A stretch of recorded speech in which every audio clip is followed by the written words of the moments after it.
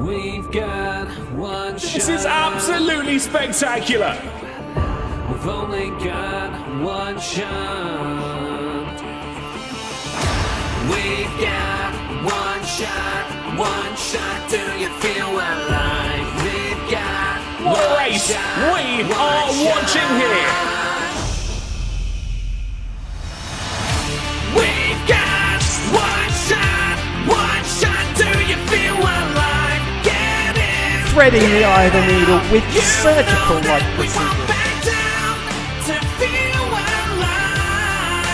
Waiting for the chance to show the world who we are. We've only got one shot. We've only got one shot. It's an outstanding overtake. We gotta do it right to feel alive. Waiting for the chance to show the world who we are. We've only got one shot. Welcome to Creator Series Season 30. Hello everyone, welcome to the Creator Series. We are back, baby. It's Season 13 and it's Round 5 and we are at Silverstone. This is going to be some night. I hope you're all ready, got your drinks, your food, everything ready, because not only us, all of the best F1 creators in the world are here ready to absolute carnage and hopefully just a few DNFs, maybe even a couple of surprise podiums as well. We shall see. We are looking forward to it. It's going to be a very heavy battery managed track. We don't have Adam Sanderson here this week, so he won't be too upset about that. But yes, it's going to rely heavily on your strategy this week to see who is the best at that. We have all your favourites back here. Gillen, Ben, Fabio, everyone's here ready to cause some carnage. And it's not just me you're going to be looking at tonight. With me as well as Mr. John Harris, who will be on the clipbook tonight and just giving you some insight throughout the whole event. John, how are you? Doing good, and Silverstone, a track that I love driving, and it's one where you've got to manage the battery as well, so we might see some death-defying overtakes and some side-by-side action, I'm sure of that one. Yeah, I've heard this is going to be the worst track so far in terms of the new rules with the battery. I've heard it is quite rough, to be honest. It's going to be different. It's definitely going to favour some people, but maybe your people that are naturally really fast here over the last few games might struggle a bit, right? Yeah, and the faster you can be around the track means you lose less energy trying to get back up to speed. So it will actually be a track where confidence is key, as you say. So we might see a little bit more gaps here, but then again, that could play into the racing action as well. In any case, for qualifying, it's a track where even half a tenth of a second can be such a big difference, as we saw in qualifying in real life today, to be fair. Yeah. So yeah, it's one of those tracks that excites me every single time we go to it because it's so high speed, so old school, and just ready for action, as they say. Yes, the home of racing, of some people call it as well. Yeah, buzzing for it. Right, let's keep you up to speed with what's been happening in the driver standings, okay? Because we do love the constructors. Not the standings, the race results, sorry. Let me correct myself there. Let's look at last week where we had GB on top. Absolutely nailed it with Ben and Tom97 back on the podium. Tom97 definitely having a recent surge. Lolly and Oberd 4th with Meraki 5th. Kareem P6 as well. We have the Gillinator, Alex, and P7. Hayden Gullis, who's definitely someone that's enjoying this new game and seems to be getting up there. Is it only a matter of time before a bit of luck goes his way and he gets a podium? Don't know, we'll see. Ricky in P9 and Ryan in P10. John, why don't you take us through the rest?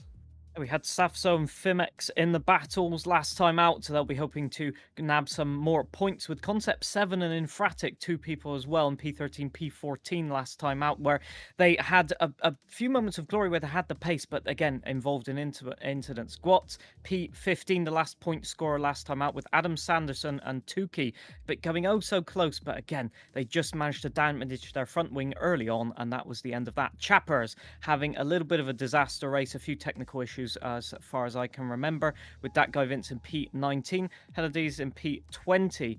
P21 was Scotty Designs, a race to forget for him, sadly, one lap down, and a DNF from Grid Joke, sadly, in P22. Yeah, fair enough. Very nicely done. All right, let's now look at the driver standings and catch you up. Well, we can do that. So what I can do is I can tell you the information you need for the driver standings, all right? And what that is Tia McMurdoch and Alex Gillen are first and second, okay? tied on the same points, 71 apiece. We have third place Tom 97, who's third place as a reserve driver. Like, a lot's going his way this season. Let's see, he's on 66, so he's only 5 behind. We get Raz and Lolly Meraki Kareem after that. They're kind of fading away a little bit, but it's still very early in the season. But we have Tia McMurdoch and Alex Gillen tied for points. Look, I know this might not all crash and burn today, but if this keeps the way it's going until the end of the season, it's going to be absolutely crazy. John, for a minute, let's bring in the other two voices that we're going to be talking to tonight.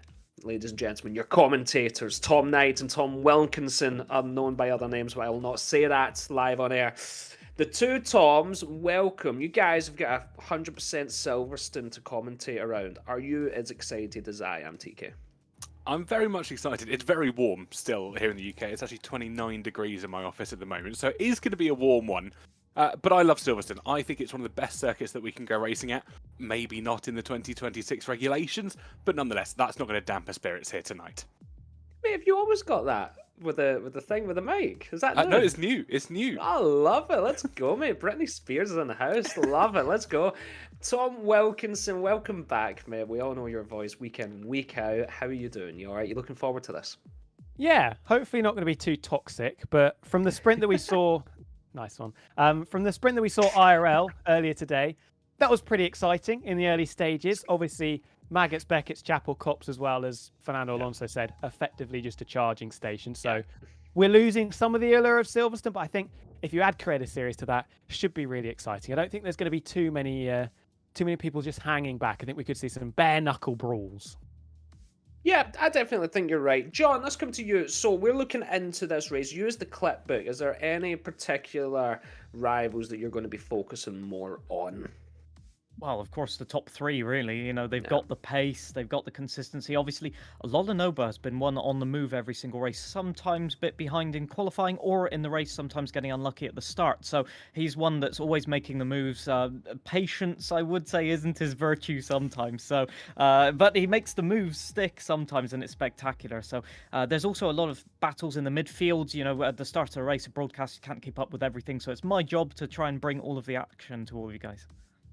I love that. I love that. Yeah, definitely be looking at Ben today, okay? Because, look, Ben is a passionate man, TK, and he's probably started to eye up that title. I know it's one of our longest seasons. I know we've still got a long way to go, but he's kind of on it, right?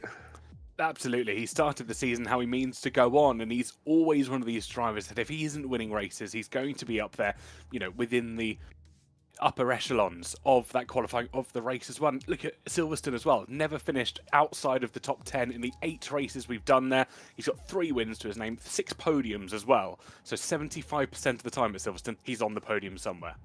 I love it. Right, our lobby is loading, so a couple of things I want to say first. Let us know in the chat exactly who is winning this race, whether it's Twitch, YouTube, whatever you're watching. Let us know who you think's got it in the bag. Also, if you want to see behind-the-scenes access for all the best moments from the clips throughout the week, please follow us on TikTok, Instagram, Facebook, wherever you look for your social media, Creator Series GG. You'll find it there and you'll get some updates, behind-the-scenes access, driver results, all this information you're going to need to keep up with the Creator Series on a weekly basis. Two Toms and John, let's go super quick before the lobby starts. TK, who's winning? Ben. Okay, 100%. Mr. Wilkinson. Kareem. Oh, okay, I love it. Okay, John Harris, let's do it. I jinxed Lolanoba, so Lolanoba. Okay. Do you know what? I'm saying it. I'm doing it. It's going to be, we're going to lose all. Okay, what I'm saying, you ready? Hayden Gullis. Now, a lot's going to have to go his way. 100%. He's going to have to turn up firstly. He's not here. No. Well, that's the wild card surprise, is that he's turning up and he's actually going to win. Right, I'm going to find someone else to talk about now. Who are we going with? I'll go boring, right? Okay, I'll just go Alex Gillen, that Borefest. He was at Silverstone this week. He was taking all the notes of what he's going to do. He was driving karts and stuff, so he's definitely just going to win this, isn't he? All right, if that's us pretty much ready, we're going to bring you a short qualifying session followed by a full-length race. Stay tuned. It's going to be absolutely banging. The two Toms. I'll leave it up to you guys. Well, thank you very much, everybody, and welcome to Silverstone, the Earl Grey of British motorsport, as we get ready to go racing for round 5 of season 13 of the F1 Creator Series, and what a ride it has been. Coming here 8 times in our history so far. Today makes lucky number 9 for some as we get ready. It's looking slightly overcast, Tom, I must admit, in the clouds that you can see just in the far ground of your shots. It is fantastic to see. We've got some great racing, 22 cars, and probably a lot of lift and coasting. A lot, I don't think, is a lot of a description enough. Yeah, a lot of half throttle, a lot of lift and coasting. It's going to be quite a tactical qualifying session, obviously not in the way that we would like, because there is going to be a lot of management on a lap, because as we know, there's not a lot of heavy braking zones, there's not a lot of places for drivers to really try and recharge, use the sort of super clipping that you can kind of work on this game when you're heading into braking zones. So yeah, going to be a tricky one for people to manage. It might be difficult to get consistency with your lap times as well, so we could be seeing some drivers out of position who might have a bit of a mixed up grid. I think you're absolutely right. You can see the Fisherman Challenge well and truly underway as things stand. It is the wet tyre challenge, the wet pole challenge, to find out who, of course, has the wettest pole in the Creator Series. And as things are pretty much standard, it is Sato who's going out first, making their way on the run up towards Cops Corner through what traditionally will be a very fast right-hander and in towards the complex of Maggot, Beckers and Chappell Curve for the very first time.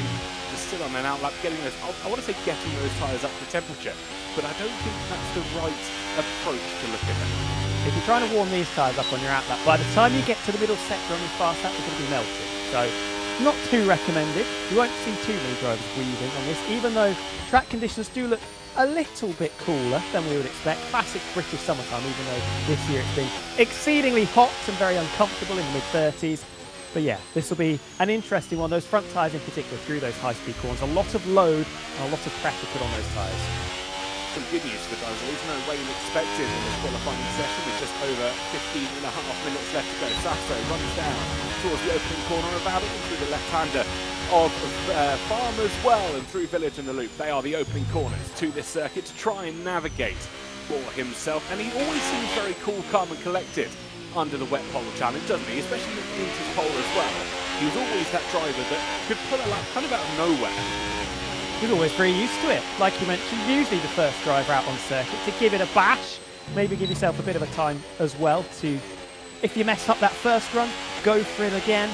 Obviously the tyres are going to be skyrocketing in temperature. You can just see the understeer there at George Russell corner through Luffield, where an interesting little crash and a little whoopsie that he had in the main qualifying session. Didn't hold him back too much in Cops. It's going to be interesting to see how big the lift is going to be here from Sato, who go in, throw the car in, not too much for lift off actually, just drop it down one cog from 8 to 7, but kept the minimum speed pretty high.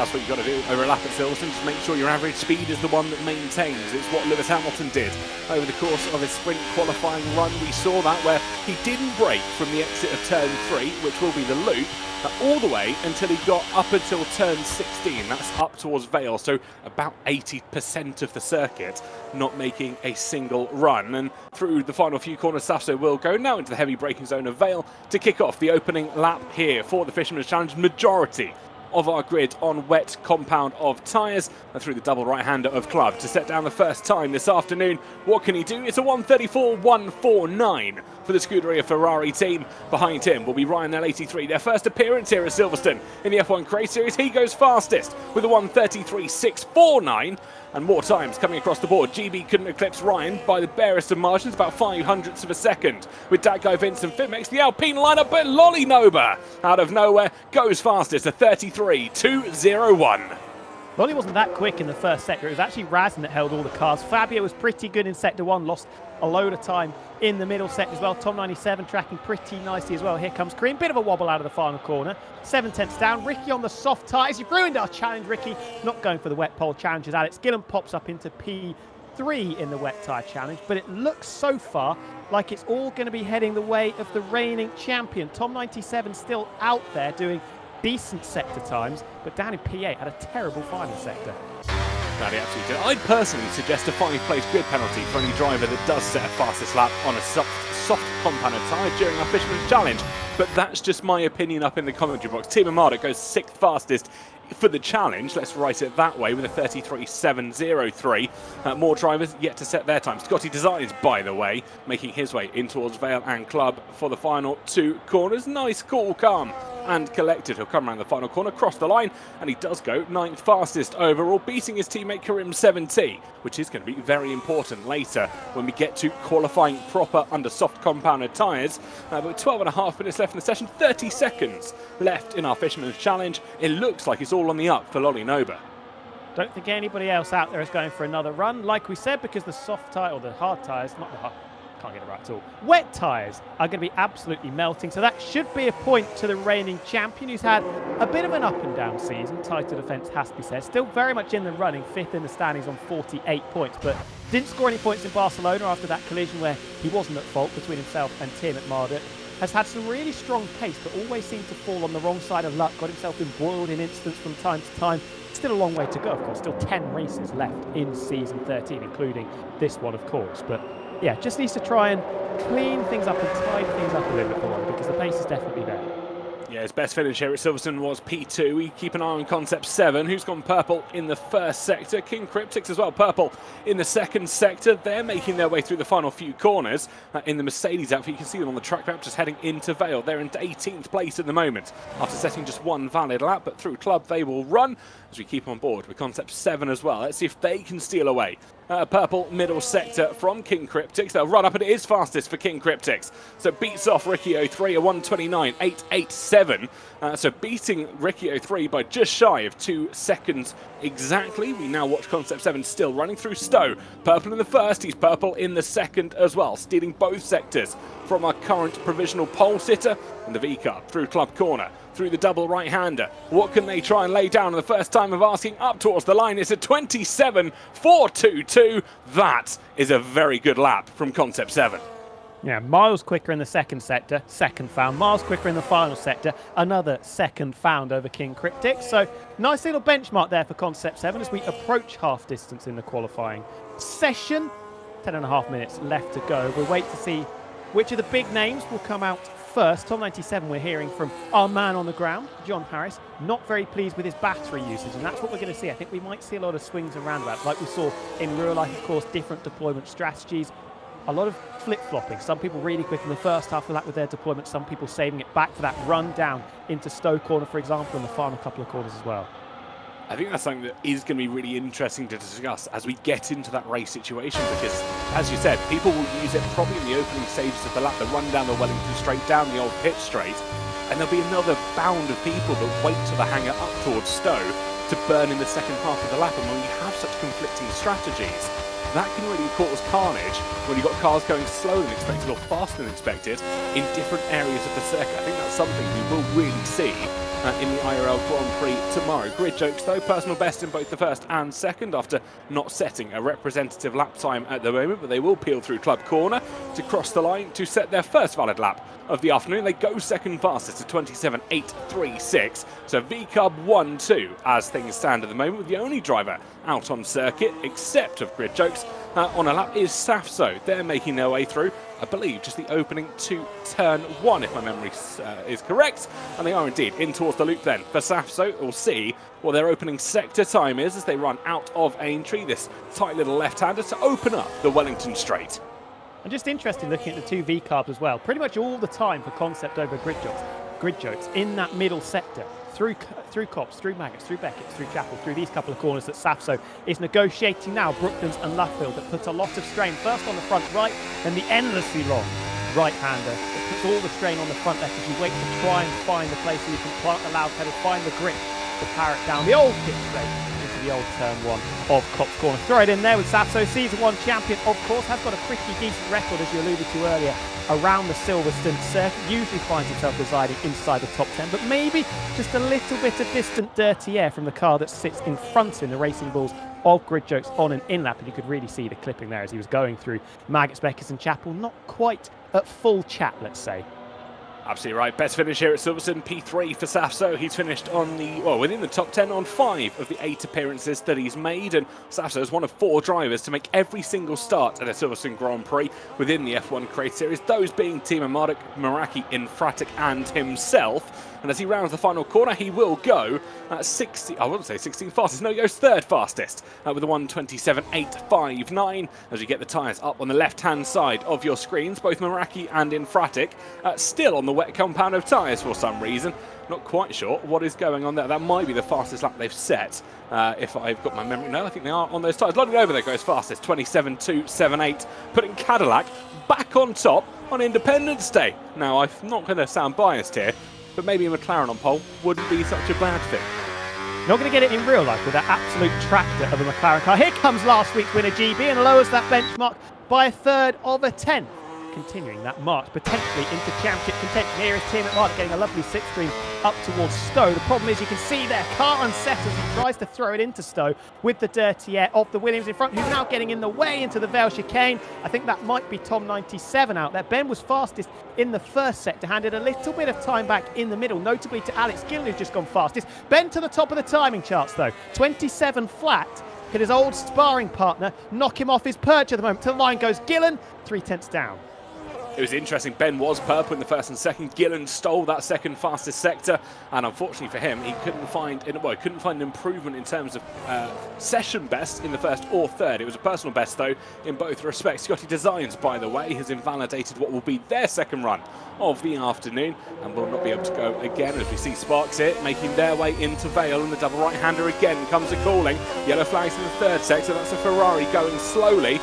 As we see Sparks cross the line, they go 11th fastest, improving by just over 7 seconds to jump themselves ahead of Bridgeoaks and ahead of Safso as well. Got more personal bests coming in across the field. Matt 212 is making personal bests as they find themselves down in 16th place at the moment and go faster, I believe, as well as they cross the line. They did so by just over 5 seconds from their wet pole lap. Lots to find and lots to do as both McLarens here, Tom, are 1 and 2 respectively. You have to shout out Ryan the 83. The improvement in his quali pace in particular from season 12 to season 13, night and day. He was really strong over one lap in Austria. Safso retires in the pit. So that is our season 1 champion jumping out of it. Going to be 13th at best. Probably going to get bumped down a little bit further with the likes of that event still to come. Razin, Meraki and Fratic, you would expect to try and find a decent run as well. Man goes sideways coming out of the Vale chicane. Rear tyre temp is going to be skyrocketing a little bit. 28.9 for Mango, finds a big amount of time. Gets just ahead of Matt 212, whose flying lap was, well, very poor, I think is the kindest way to describe it, leaving him down in 17th on a 29.3. You're absolutely right. We're seeing lots of times up and down the board actually not finding time. Everybody in the top 8 as it stands at the moment, if they are on in laps, they are not making personal best. Everybody slightly below that. Scotty Designs now on a personal best through the first sector. We'll see the split at the exit of Chapel Curve here as they run up towards Stowe Corner. They're improving by 4.2 seconds. Now, if we can do some quick maths here, that will probably put them around the domain of Chapper, so within the top 15, which would be a good start for Scotty Designs, by the way. And it must be said, hasn't had the best history here at Silverstone. P18, their best Silverstone result ever, after completing just 2 race starts in the last 8, and rounds Club Corner. 1 more corner to go. Up towards the line, goes 12th fastest. Scotty Designs, by the way, a very good run.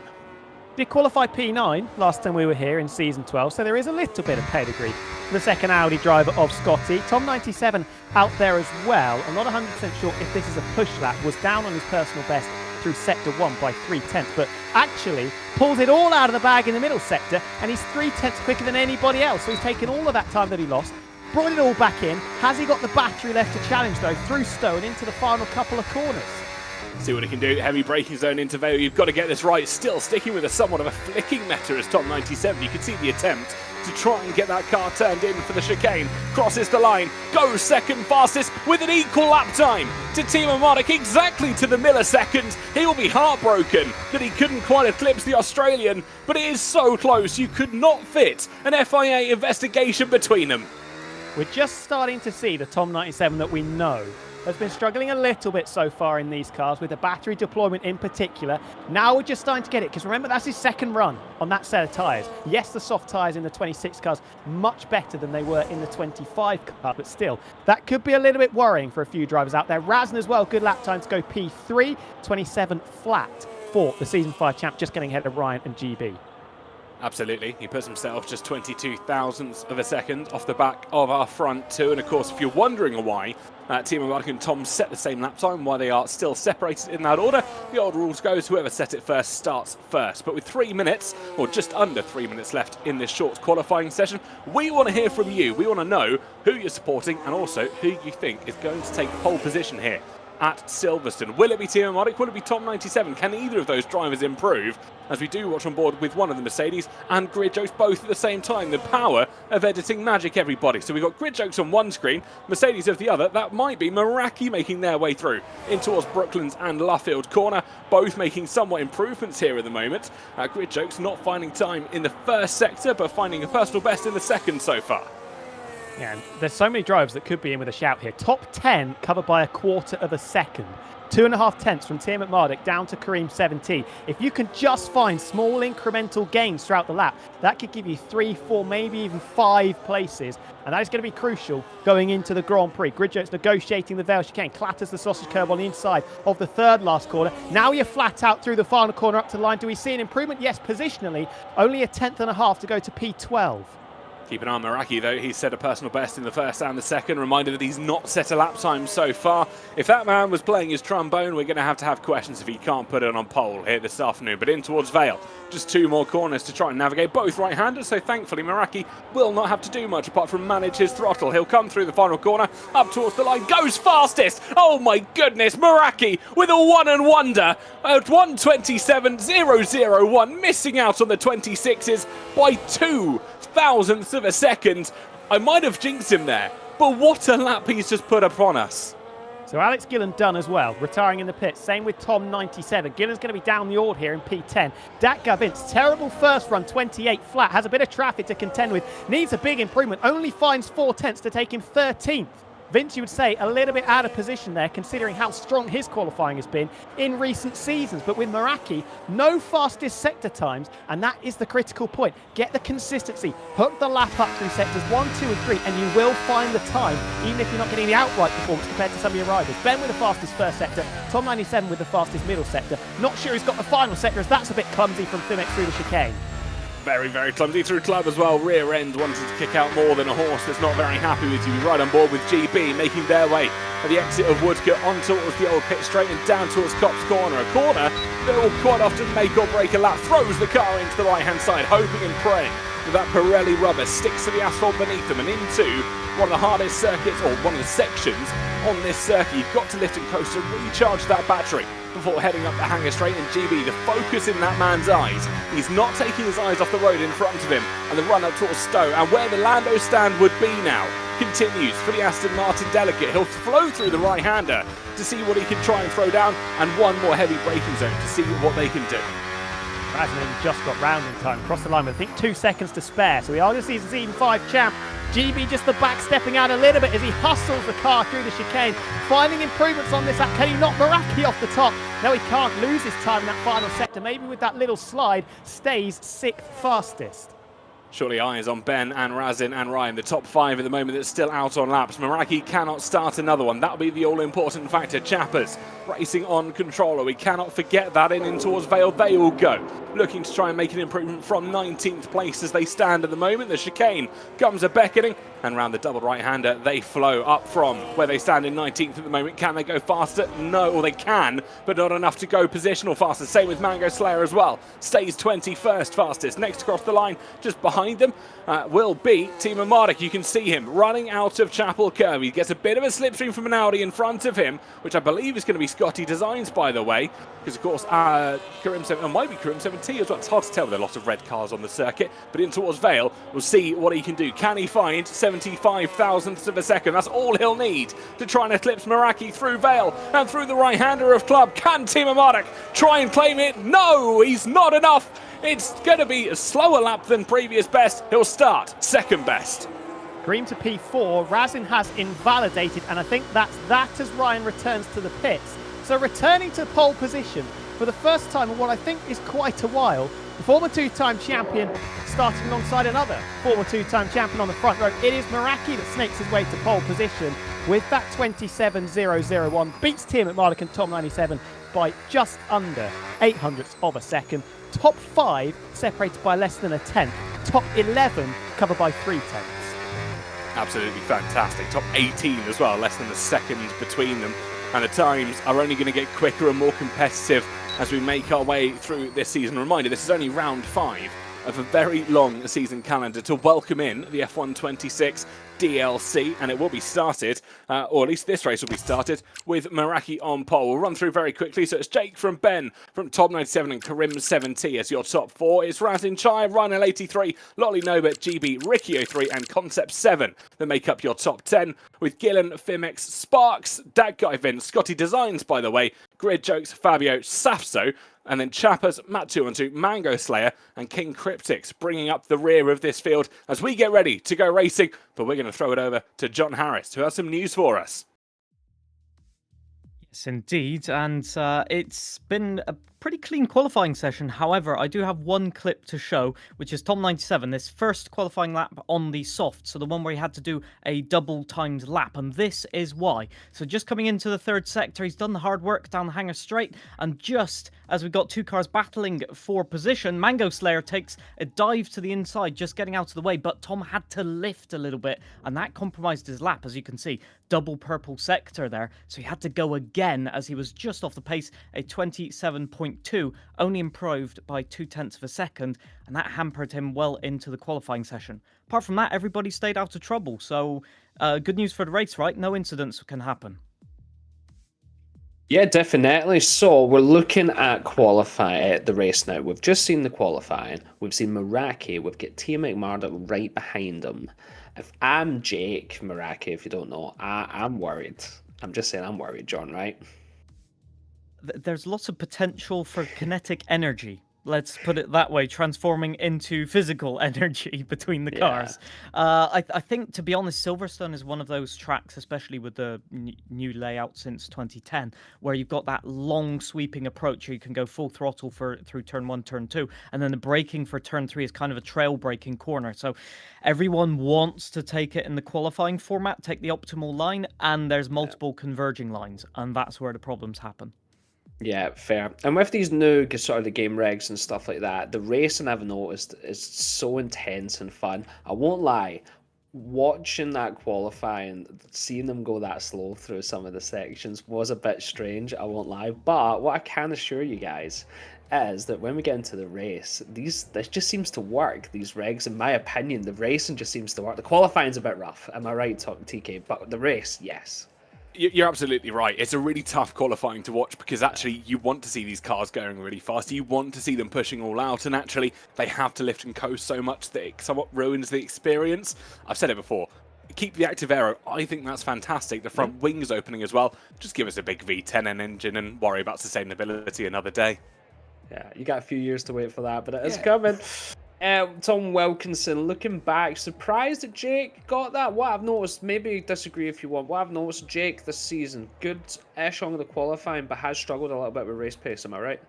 Yeah, race pace has been a little bit off it, not necessarily right in the upper echelons, but he was one of the few drivers that only used one set of tyres. Himself, Tom97, Razin, Gillen, we obviously saw retiring, GB as well, some of the big names using just the one set. So they've got a couple of soft tyres to use, should they need them at any point throughout the race. Yeah, love it. And John, it's something you actually mentioned, you know, like Alex Gillen and stuff. They decided to retire early to save tyres. Do you think this is the play? A lot of them are anticipating a safety car at some point, so they're keeping an extra set of soft tyres toward the end, for example, was Alex Gillen's way of thinking. And there's a lot of people starting on the soft tyres, some starting on the hard tyres, apparently. Love it. Well, let's do it, guys. It's race time. Tom, take care, guys. Have a great night. Well, thank you very much, Scott, and welcome to a very sunny Silverstone. The cloud cover has passed. We're into Sunday. We've all time travelled rather mysteriously as we get ready to go racing. 52 laps awaits our drivers, and it is going to be an absolutely fantastic one. If a lot of drivers are starting soft, like we have heard from John Harris, our man with his ear to the ground, then we are going to be in for an exciting race start. Hopefully no Zhou Guan Yu moments, though. If you know, you know.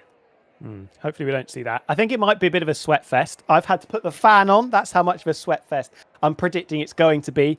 And if we do have diverging strategies, that's going to be very, very exciting. Looking forward to that. And Silverstone, We know Silverstone usually provides some great racing. The dirty air has been reduced. We could have some battery games going on. I'm hoping this could be a little bit chaotic. I think it will be. Getting ready to go. And we're being told Ben is on mediums along with Ricky and Ryan. The rest of them are starting soft. So no drivers getting hard early. Sorry, starting hard early on here in Silverstone. As we get ready, we are moments away. No formation lap as well, if you're wondering why you've cut over to our lovely faces just a little bit earlier. Oh, we've been told Lolly Nova has started hard as well, so that is fine. One driver will be on that compound of time. But yeah, as I said, 52 laps to get ready to go racing. It's going to be a thrilling one. There may be some opening moves into Abbey, but expect the opening few, well, heavy overtakes to be in towards Village, that first proper braking zone here at Silverstone. And if you're wondering why the corners are named as such here at Silverstone, well, that's going to be a questionable strategy, a questionable topic of conversation for another time, as you are also being told that Lolly Nova has switched back to softs right at the very last chance. But here we go then for round 5 of season 13 of the F1 Creator Series. The lights go out and away go. Racing is a poor pull away from Ryan L83 at the back of the pack, getting swallowed up, but up at the front Meraki leads from Tom 97, Timo Mardik as well, as Karim 17 and Razin Chai go side by side as they make their way through farm and in towards Village. The first of the heavy braking zones going deep as Timo Mardik gets the move done on Tom 97 as Razin Chai goes pounding through as well, and Karim 17 wants a piece of the action early on, and then they run up the Wellington Straight toward Brooklands and Luffield. It's going to be interesting to see how this goes. It's still Meraki that leads though. Further back it's going to be Karim trying to send a move. Sorry, Lolly Nova sending a move on Tom 97, trying to figure out which way to get past the previous champion. Yeah, Tom with a rocket start, then got bullied by everybody going through turns 3, 4 and 5. Bars down away by Raz, and now having to deal with Lolly and Kareem as well. We saw the McLarens in real life very quick on the run down into Cops Corner. Not quite close enough for Ben on that occasion to try and make mincemeat of Meraki, but still tucking into the slipstream as we head up towards the famous Maggots, Beckett and Chapel Curve. GB up to P6, pushing Kareem down the first stop. Bad start for the last winner of the British Grand Prix in season 12. Almost pushing Jake coming out of Chapel side by side. They run up down the hangar straight down towards Stoke Corner. Timo Mardik takes the lead of the race. Razin Chai follows through as well for the Red Bull Racing outfit, and the battery almost certainly on Meraki's car. Not wanting to try and survive him there. Razin Chai looks for a dive into Vale, goes for a dive into Vale, and gets the move past again. So 3 different race leaders on the opening lap here at Silverstone. They round through Club Corner. Razin Chai leads at the end of the first lap, and now we see Lolly Nova going for a Meraki, our pole sitter, who could be falling even further down the order, but for this time he has contained the American outfit, and we still see Timo Mardik wanting to try and get on the back of Razin Chai. They run through Village, in towards the loop and out through Aintree, and it's side by side between GB and Tom 97 this time, as 97 has the inside line. The Alpina Fimix slightly further back, having a bit of a whoopsie, and allowing Ricky 03 to make his way through into the top 10. Well, over to the inside. Meraki famously terrible on battery, Gillen up a couple of spots. Tom 97 down a couple as he hands them over to the Haas and the RB respectively. Kareem still losing places as well. Not sure what's happened there, but the Audi from 4th on the grid, now running 9th halfway round lap 2. Battles going on. Ryan and 83, we saw a terrible start as well, getting stuck in way down the field in 13th to the inside of Cops. I think that's Tom 97 on Concept 7. And we saw Fimmets getting out of shape, like you mentioned as well, going through the loop. Razin still massively under pressure though. Tim Mardik with Lolin Ober to deal with now, and these two have had a couple of tete-a-tetes so far this season, so just hold your breath. Keep an eye on Timo Mardik though. He was within a 1/10 of a second of Razin Chai as they made their way in towards Maggots and Beckett. I think the Red Bull car wanting to try and save as much battery as possible. GB further back does get past Meraki, and the lack of battery management really starting to show for the Brits race pace here at the moment, and in towards Vale. The front 5, 6, 7, 8, all the cars are so close together. Ryan L83 gets the better of Sparks for 13th place, but the other McLaren as well will keep our vision at the moment. Razin Chai with the fastest lap for a moment, immediately stolen away by 2 cars. GB holding it as it stands, a 1:39.09, and in towards Farm and Village again we run. Timo Mardik wanting to try and play the patient game here. He's got Lolly Nova for company as well as GB. Ricky 03 and Deco Vince having a good scrap of Vince falling down the order, falling a several number down the order. I think there's a mistake there for the Alpine outfit. They're down to 19th place, Tom.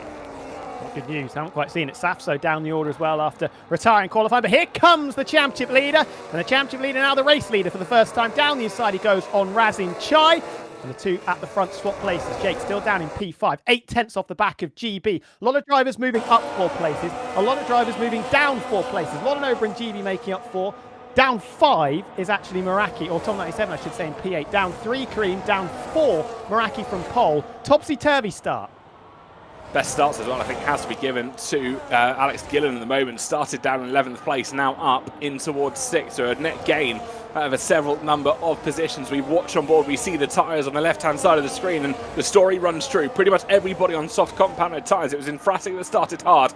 Matt 2-on-2 as well, starting on the hard compounded tyre. Mango Slayer started on the mediums, and King Cryptic's having to make an early pit stop off of the hard tyres onto the mediums, and does so, gets past Vince as they make their way just in towards Stowe Corner. We watch GB here making their way through in towards the opening corner. That was a Rebel racing car going for a spin. I think that was Sparks wanting to get a move done on Ryan as Team Marduk sets the fastest lap of the race here. We see Sparks in somewhat of no man's land at present. Try to make the move early doors. The Audi behind them, Scotty Designs, by the way, wanting to put pressure on the V-Car, but Grid jokes as they run down towards Village. And you see the heavy braking zone here where the Scotsman, I don't think, was as brave on the brakes as his compatriot. I say that as they are switching positions left, right and centre. Down in 14th place, we see Gillen on the back of Meraki as well. Battery management really not playing the way of the Mercedes driver. Gillen easily passed in towards Brooklands. Ollie through as well at the same corner, so second now for the reigning champions. This group of 4 just try and break away. That's the big dive to the inside from Mango on Vince, who we know is a little bit wounded after getting bumped off the road on the previous lap. Now has to go the long way round through Luffield Corner. We're going to get a boatload of understeer out there on the marbles, and the lead changes hands as well. Must have been through Cops. He's now the reigning champion, taking over from the championship leader. Absolutely fantastic. Lolly Nova, of course, the previous champion, has taken the lead away from another previous champion here in the F1 Craze Series. We've got some information, the inside scoop, if you will.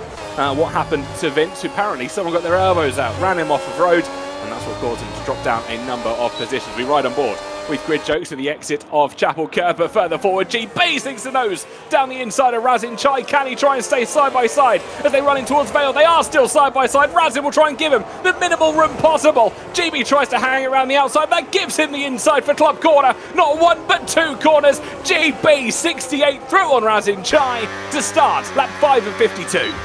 Very fair from Razin, maybe a little bit too kind from Razin there, going into Stowe Corner, giving GB the time of day on the inside with a late braking move from the Aston Martin. With the Green Machine powering the way through. Form driver, let's not forget GB, with a superb strategy a week ago in Austria to pick himself up his first win in quite a long while in the Creator Series. Still Nolly from Tim Marduk in front. Gillen closed the gap. Kareem was also over a second off the back of Meraki after having to dance his way through Concept 7. And Tom 97, as that's Ryan, shaken baking off the roads. He tries to find a way past Ricky through Aintree. Down the inside as well goes Fimex on Tom 97, who clearly is struggling a little bit. And Ryan, I think, might be handing that place back. It was very wide through Brooklands. Now on the tight line through Luffield, potentially one step back, one step forward. I think Ryan might have invented teleportation there. That is what we saw. Get him banned. The FIA don't allow teleportation devices within the F1 regulations. We see GB on the back of Team Marduk making their way in towards Maggots, Beckett's and Chapel once again. The Aston Martin, who had a couple of seasons off, I must admit, they have come back with form renewed for the native man from the west of England, and looking to try and make moves on the Australian and of course the Italian just in front of him. Razin Chai no longer looking a threat, half a second or so behind, and then a further second back to a pole sitter of Meraki, who has not had the best of race starts. Grid Jokes and Scotty Design still switching positions, as are Ryan L and Fimex as well, so lots of moves being made in the opening stages of this race. I think someone needs to remind them that this is a 100% race, with probably, knowing the Creator Series, a 100% chance of safety cars. Absolutely, and I think 100% chance of safety cars might be playing it down a little bit. Through they go, through turns 1 and 2. First, second and third nose to tail, with Razin just a little bit further back, but getting a bit into the braking zone of turn number 3. There you can see in the background Alex Gillen dropping further back the pole sitter Meraki in P6. Kareem looks to be struggling a little bit for pace as well in these early stages, but it's actually Tim Marduk on the back foot through Aintree, as GB thinking about it, looking for the move into Brooklands Corner, but opts just to hover behind for the time being and retain that status quo as down the inside goes Fimex on the previous lap this time. Or previous lap this time, last time around he was in P10, was 12th at that stage, getting one back on Ricky O'Drew, but Ryan's managed to slide through on some occasion as well, and this could be Ben taking the lead once again into Cops Corner.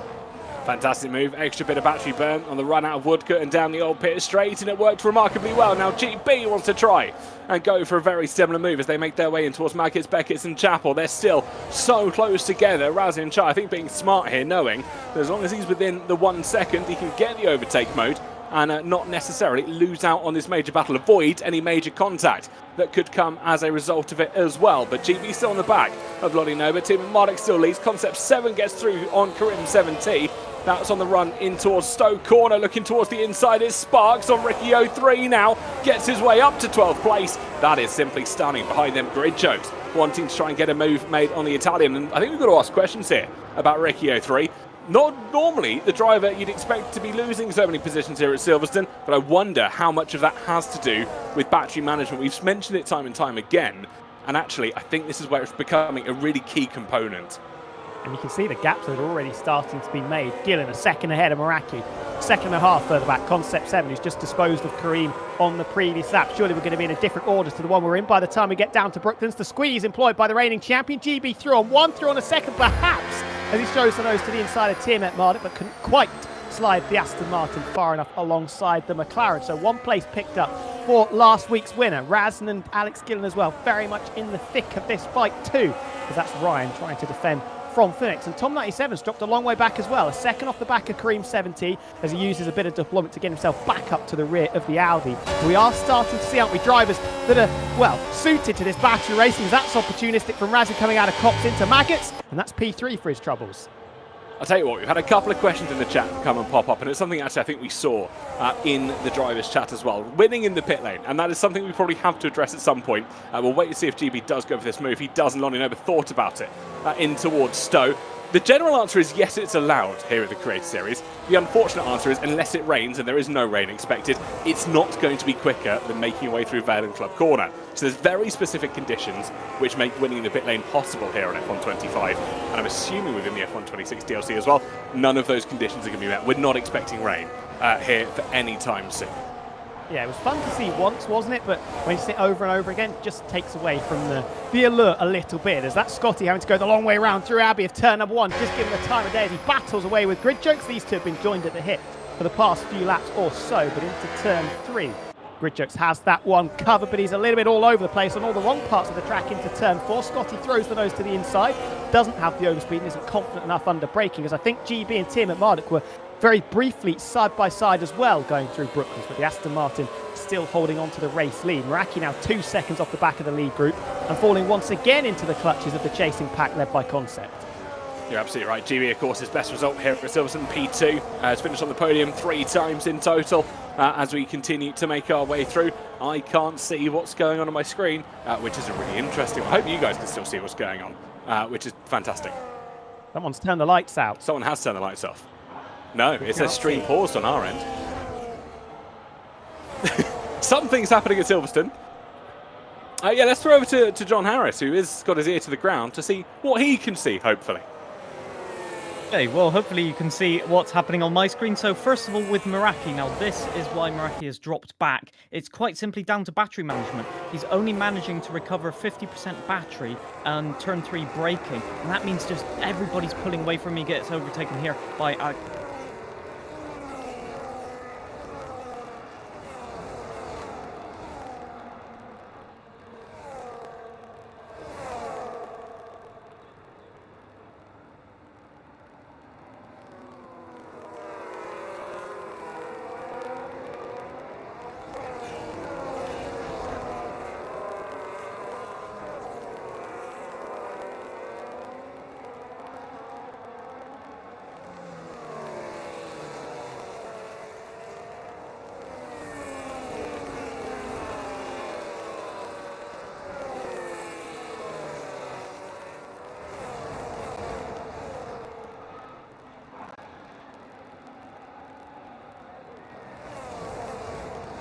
Crashed. Hello. Hello. Aha. Hopefully we're still back in Clipbook Corner, are we, go? Okay, righty. I will run those from the start, as they say. I'm pretty sure I can get those back. So, let's go back through them as we go. So, first of all, Meraki, I just wanted to point out the battery usage. He's only managed to regenerate 50% battery, and that's why he got dropped in the opening laps of the race, just everybody pulling away, essentially. And that seems to be a weakness, as the commentator pointed out. Already, the Tom's doing a great job, I must say. For Tom, if I run this back just a little bit, maybe not that far, it was a case for him where he's just been caught out of position and just trying to save battery, but it's just happened at the worst moment. I'll probably speed this up so we can go back to the racing a little bit. Just gets overtaken, not deploying the battery. Concept 7, Alex Gillen just mugging him there just at the end of the straight, and then so we can get back to the action. We have the collision between Ricky and that guy Vince, and that is why he just went off the road, lost a huge amount of positions, down to P19 at the end. So it's been a bit chaotic in the racing so far. Anyway, back to your commentators. Well, thank you, John. It's fantastic to have an eye with a man who's got his ear to the ground as well. We welcome you back, everybody. I think our producer said in the Twitch chat, Discord crashed, so esports ready voice platform, everybody. It was the game earlier, so we'll give it some credit. It's everything's crashing today. We'll blame the UK heat once again. Sparks gets past Fimex in towards Cop's corner, look to go around the outside of the Alpine, wants to try and come back at him, does come back at him. Surely not 3 wide into Magus Beckett's. Fabio goes through, stunning move, and Fimex has to back out there. There was no other option at this moment in time, and he does drop down to 11th place at the moment. It is fantastic to see how it goes. Just about finding the space as Fabio's going to pull one another, this time on Sparks on the hanger straight into Stowe corner. The lead changing hands, or well, the lead was changing hands, but it's actually Lonanoba into the pits. So there's the reigning champion pulling the trigger. On the previous lap, we saw Kareem in, we saw Tom97 in, Chiapas and King Cryptics as well boxing. Meraki's in, getting shot of his tyres. Fimex Safso coming into the box as well. These soft tyres good for maybe low teens perhaps for some of these drivers to try and take them a little bit further into the race. But this lead group of 4 will continue to soldier on, 5.5 clear of Ryan Lady 3. And that's why Fabio's pace is so good at this stage. Those hard compound tyres will be significantly better than these ailing softs. That is absolutely right. Meraki making his way in towards the pits. Everybody in the bottom 12, as it stands at the moment, has made their opening pit stop. Everybody from 11th and above has yet to make their stop. We've got the majority of them on softs, 2 drivers on the hard compounded tyres, still of course Mango on a set of the medium tyres. We watch on board with Tim and Mardik, the front runners, still yet to make their pit stop. 10 laps on a set of the soft compound tyres, make their way through Cops. I think thankfully things have calmed down a little bit here as things stand. They're not wanting to go for the early stages. Fastest lap still belongs with Ben Daly as well. Tim and Mardik, a 1:29.863 for the Australian. We're approaching a quarter race distance. It could be interesting to see which way the strategy goes. Apparently we can't be heard anymore. Oh, that's not great again. Hello, everybody. No, hold on. No, can't hit it anymore. The static. I've read that completely wrong. Pete, you've baffled me. You've confused TK. Add another one to the list of TK getting confused. But still as we were, GB, Tim, Bardic, Razin and Alex Gillen. Concept 7, 6.5 back down the road. Looking for the sector times of the drivers that have stopped. So we're looking down the field as Sparks is into the pitch. You've got Safso, you've got Kareem 70 out there. Safso on a set of medium tyres. Kareem and Tom97 both on the hard tyres. We'll see what their pace is like. Safso with the overcut, in fact, had managed to get himself ahead of Kareem and Tom. Now he's just been double-teamed by the pair of them and drops down a couple of places to P20. I don't be concerned about that, but down to 20th place, not where Safso does want to be, and one of the cornerstones of Silverstone racing here in the F1 Creator Series. We see a lot of chopping and changing going. Of course, we saw Sparks into the pits just a few moments ago. Meraki now past him. So net race leader still Lottie Noba, of course, on a 2-lap-old set of hard compound tyres, out in 11th place. Just behind him, Meraki on the exact same strategy. The front runners looking fairly consistent and calm as Tom97 does get the better of that guy Vince for 18th place on circuit. We watch here, Team Mardik on the back of GB gets a better run as they exit out of Cops, look towards the outside as they run through. This is Ryan 83 now getting past Concept 7, but up at the front, Team Mardik retaking the race lead away from GB68, and that is Fabio going flying past Ryan 83 as they made their way through Beckett's and out through Chapel Curve. Appearing out of absolutely nowhere there, Fabio, as he takes 5th place graciously off the hands of Ryan Lady 3. So one McLaren goes forward, the other one takes a step back, and it might be a couple of steps back because Concept was very close to the back of Ryan into Stowe corner, but it's Tim Mardik once again leading the way from GB, from Razin, from Alex Gillen, who continues to just sit at the back of that little group, maybe looking after his tyres a bit better. Concept into the pit. Not yet seen any penalties for drivers speeding into the pit lane. that could be a bit of a commentator's curse, as the next person who will come into the pits might fall foul of the limit. But the top 4 still yet to stop, along with Fabio, Ryan and Gridjoke's out there as well on the soft compound tyres. They'll try and get dragged along as best they can by Fabio, but I think that'll be a bit of a tall order with the state of those soft tyres at this stage. Well, thankfully, EA have actually done something positive and fixed the countdown to the pit limiter in the most recent update that came out, I believe, last Monday. So all of our drivers can now see what speeds they're doing and the opportunity to slow down in an appropriate amount of time. Whilst we've got a bit of downtime, we did have a question in the chat here, Tom. Are you guys going Silverstone tomorrow, commentators? I wish I'm not quite in that tax bracket, as we see Ricky 3 getting the better of Scotty Designs, or trying to get the better of Scotty Designs. They made their way through the loop and out of Aintree, not necessarily pushing him wide, left a fair amount of racing room, and Ricky 3 back up to 12. But Tom, I'll pose the question, are you off to Silverstone tomorrow?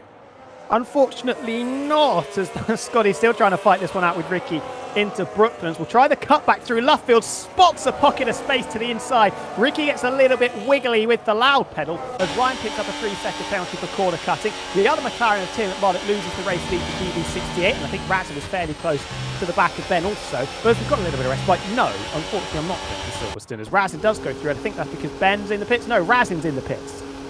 Absolutely. Here we go then. First of the front view to pull that trigger. GB, Team Radic, Alex Gill and the likes of those staying out. So front 3 continuing on their parade in towards the opening corner. So GB leads from Team Radic from Gillen. Hard tyres going on to both Fabio's, sorry, not Fabio's car, Razin's car, and Ryan L83. This is really weird. No, Fabio stayed out. What is going on? The tyres aren't the right thing.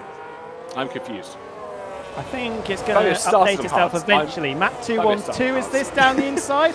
Into the Vale chicane, battling away with what I think is one of the Racing Bulls. It's difficult to know because the timing tower's so difficult to read, but we're going to try and plug away. Scotty Designs, Fimex, Concept 7 just behind. Kareem 70 and Tom 97 have had an absolutely abysmal pit stop window, by the way. They've been overcut by pretty much everybody that found themselves behind them in the opening stint. Fimex has to go defensive into turn 3 because Ricky's right there, gets a tap from behind with Scotty getting involved. Here comes the other Audi of Kareem 70 on the hard compound tyres, who's significantly further down than he probably should have been after the first stint. And remember, Kareem started from P4, so he's now 13th, and that's pretty much legitimate. Might pick up a couple of places, but definitely now in the lower reaches of the top 10, and Tom 97 in an even worse position down in 15.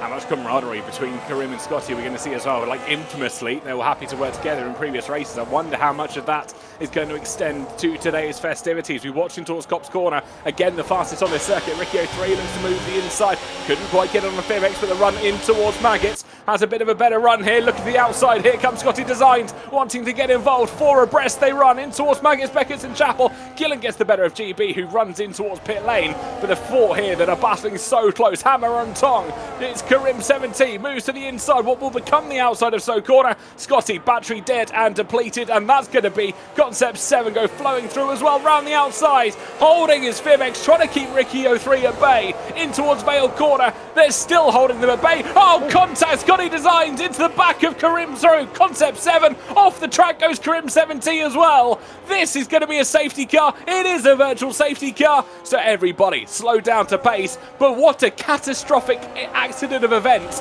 Both Alpines caught up, and Concept 7 as well. Have you ever seen somebody unluckier in the Creator Series than Kareem 17? I'm going to throw it out there. I don't think I've seen him get lucky one in the last few seasons. Kareem 17 had his teammate reverse entry drift down into the Vale chicane, came into the braking zone backwards. I think it was Kareem, although it looked like it might have been one of the Alpines. It was difficult because it was just a blur of backwards car and tyre smoke as they went through. Opportunity for Tim at Mardik and Alex Gillen, depending on how long this VSC stays out for us. Razin's already got himself a drive-through. The virtual safety car's in, so scratch that one. They're not going to get an advantage through the pit stop window. But Razin is the latest to fall foul, and that will throw him very much out of contention with a drive-through.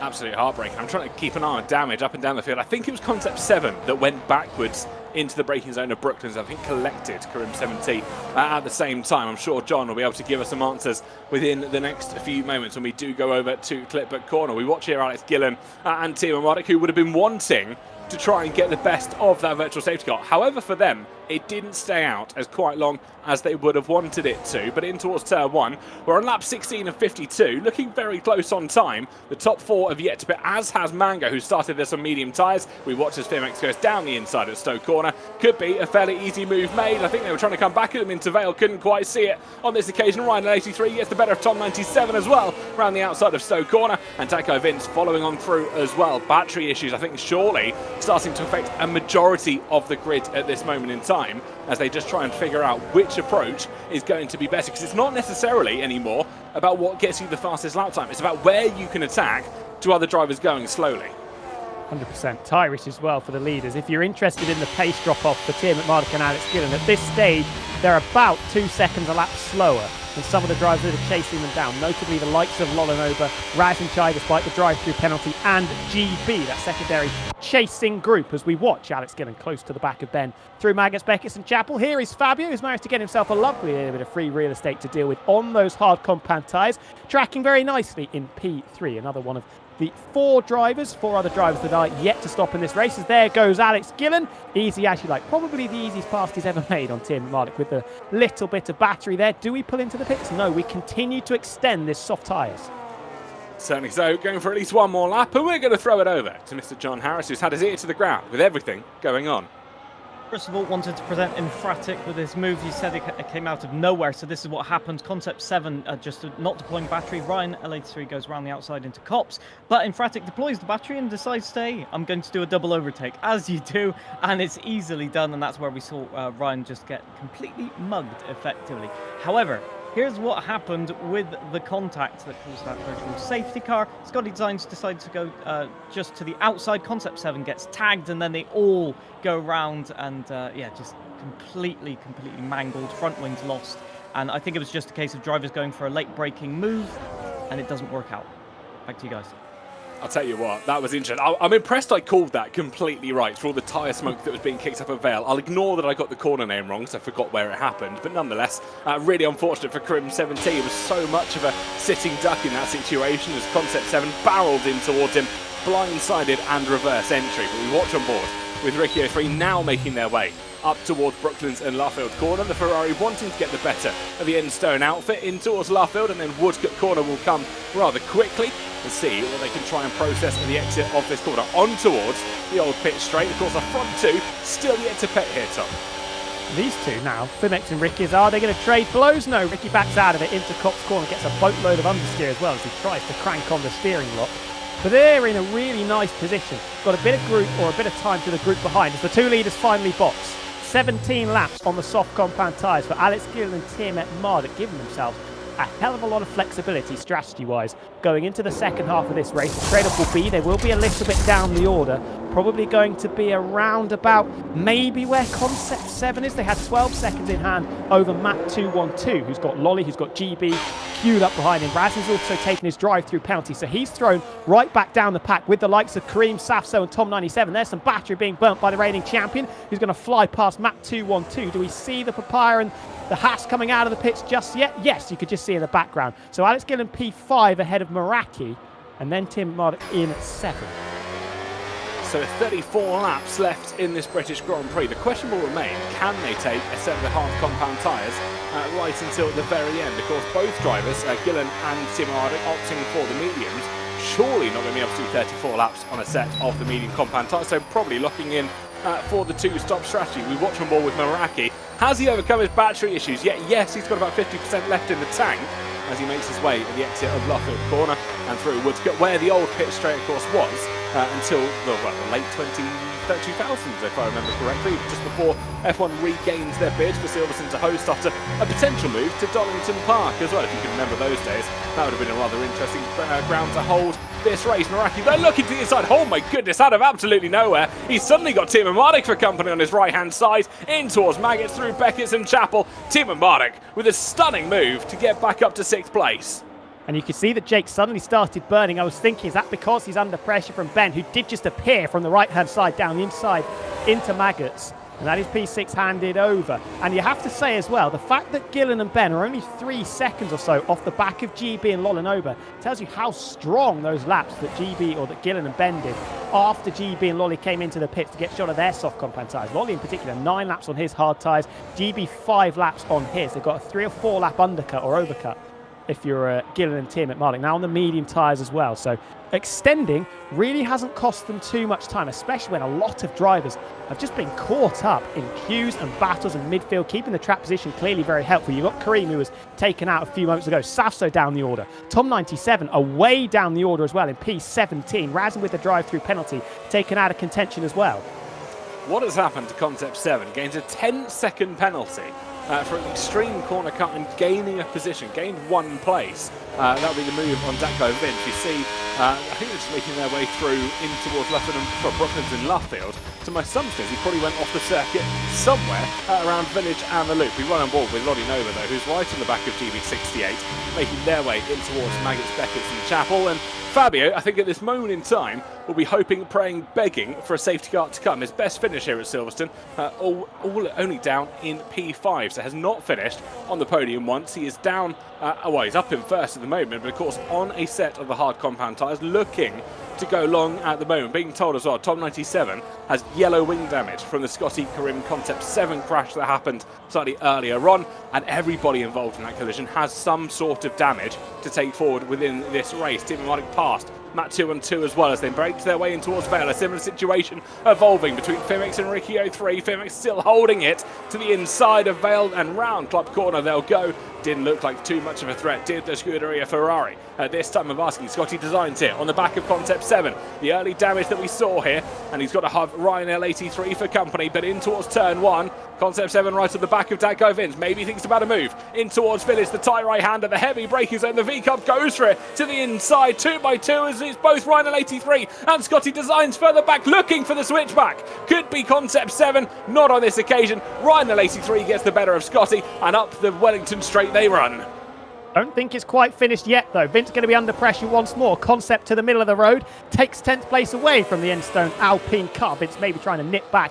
Ryan was pretty much pushing him through Brooklands also. Here is the wounded Audi of Kareem 17. Razin 2.5 seconds back down the road. You've got 3 champions, 3 former champions, 15th, 16th and 17th with Tom 97 behind them in 18th. Big names in the Creator Series having a few trials and tribulations. The majority of them not down to their own doing also.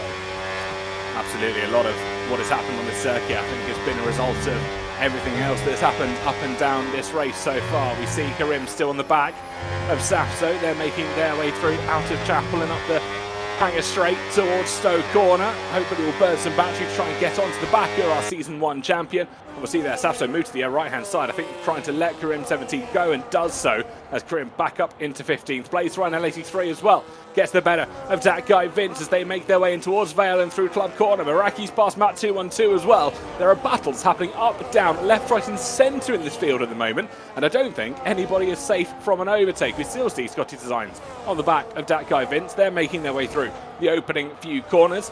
And one thing we have got to mention here, Tom, is fuel. And quite traditionally, as it is point at this moment in time in a Create Series race, Ben is down 2.5 laps on fuel. The sun rises, Tim Martic under fuels. No safety cars as yet. He would have got a little bit of that fuel back with the virtual safety car we had 5 or so laps ago. And he's just set the fastest first sector as well. These guys are about 2.5 seconds a lap quicker than Fabio, still out there in his hard compound tyres. Long way round for Kareem 17 on grid jokes. No, it's Scotty Design, sorry, on grid jokes. Turns to the inside of Luffield Corner. Does he pick the pocket of the Racing Bulls? I think as they come towards Woodcote, he has just about got a car length in front. Now might have to go defensive though, as grid jokes tries to move back to the outside of Cox, but I think Scotty's got that one covered, and he does. 13th place now for the Audi. One thing I've really got to mention here, Fabio is losing just over 2 seconds a lap to GB. He did a 1:32.6 last time around. GB, meanwhile, was a 1:30.4, so 2.2 seconds per lap is being gained by GB68 at the moment. We watch here Ricky 03 looking to the inside of Stowe Corner this time. Still side by side, the battery not available quite enough to try and send the move all the way and consistently. Scotty Designs, by the way, trying to go around the outside of grid jokes. He'll still be side by side on the run in towards Vale Corner. Can he go brave on the brakes? Similar to what he's done before. Still side by side they run, and as they go through Club Corner, Gridjokes will have to give him room. Scotty Design still there as they run. A little bit of bumping up towards the opening corner of Abbey. Can Scotty get up to 13th place? Just about round the outside. Fantastic move from the Scotsman. You've heard of the Mexican Ministry of Defence. This is the Scottish Ministry of Defence here, holding Gridjokes firmly in his back pocket for the time being, getting the elbows out to try and withstand the pressure. But he's a little bit wide there through turn number 4. And once again, Scotty under the cost, your entry. Look at the closing speed the Racing Bulls has got. And I think this is now the white flag wave. And yes, Scotty does have to give that one up, at least for the time being.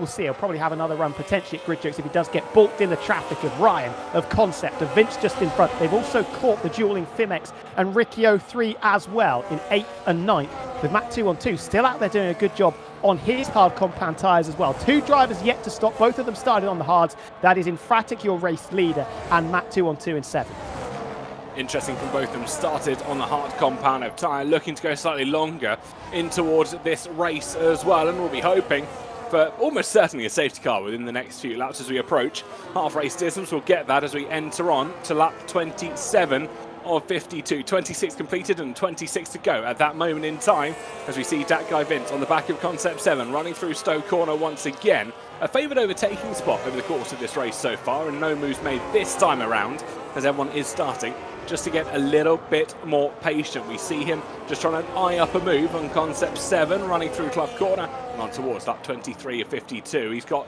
Gridjokes for company just behind him, as is Scotty Designs, who's not quite a second behind, so still just within the overtaking mode in towards Village and the Loop.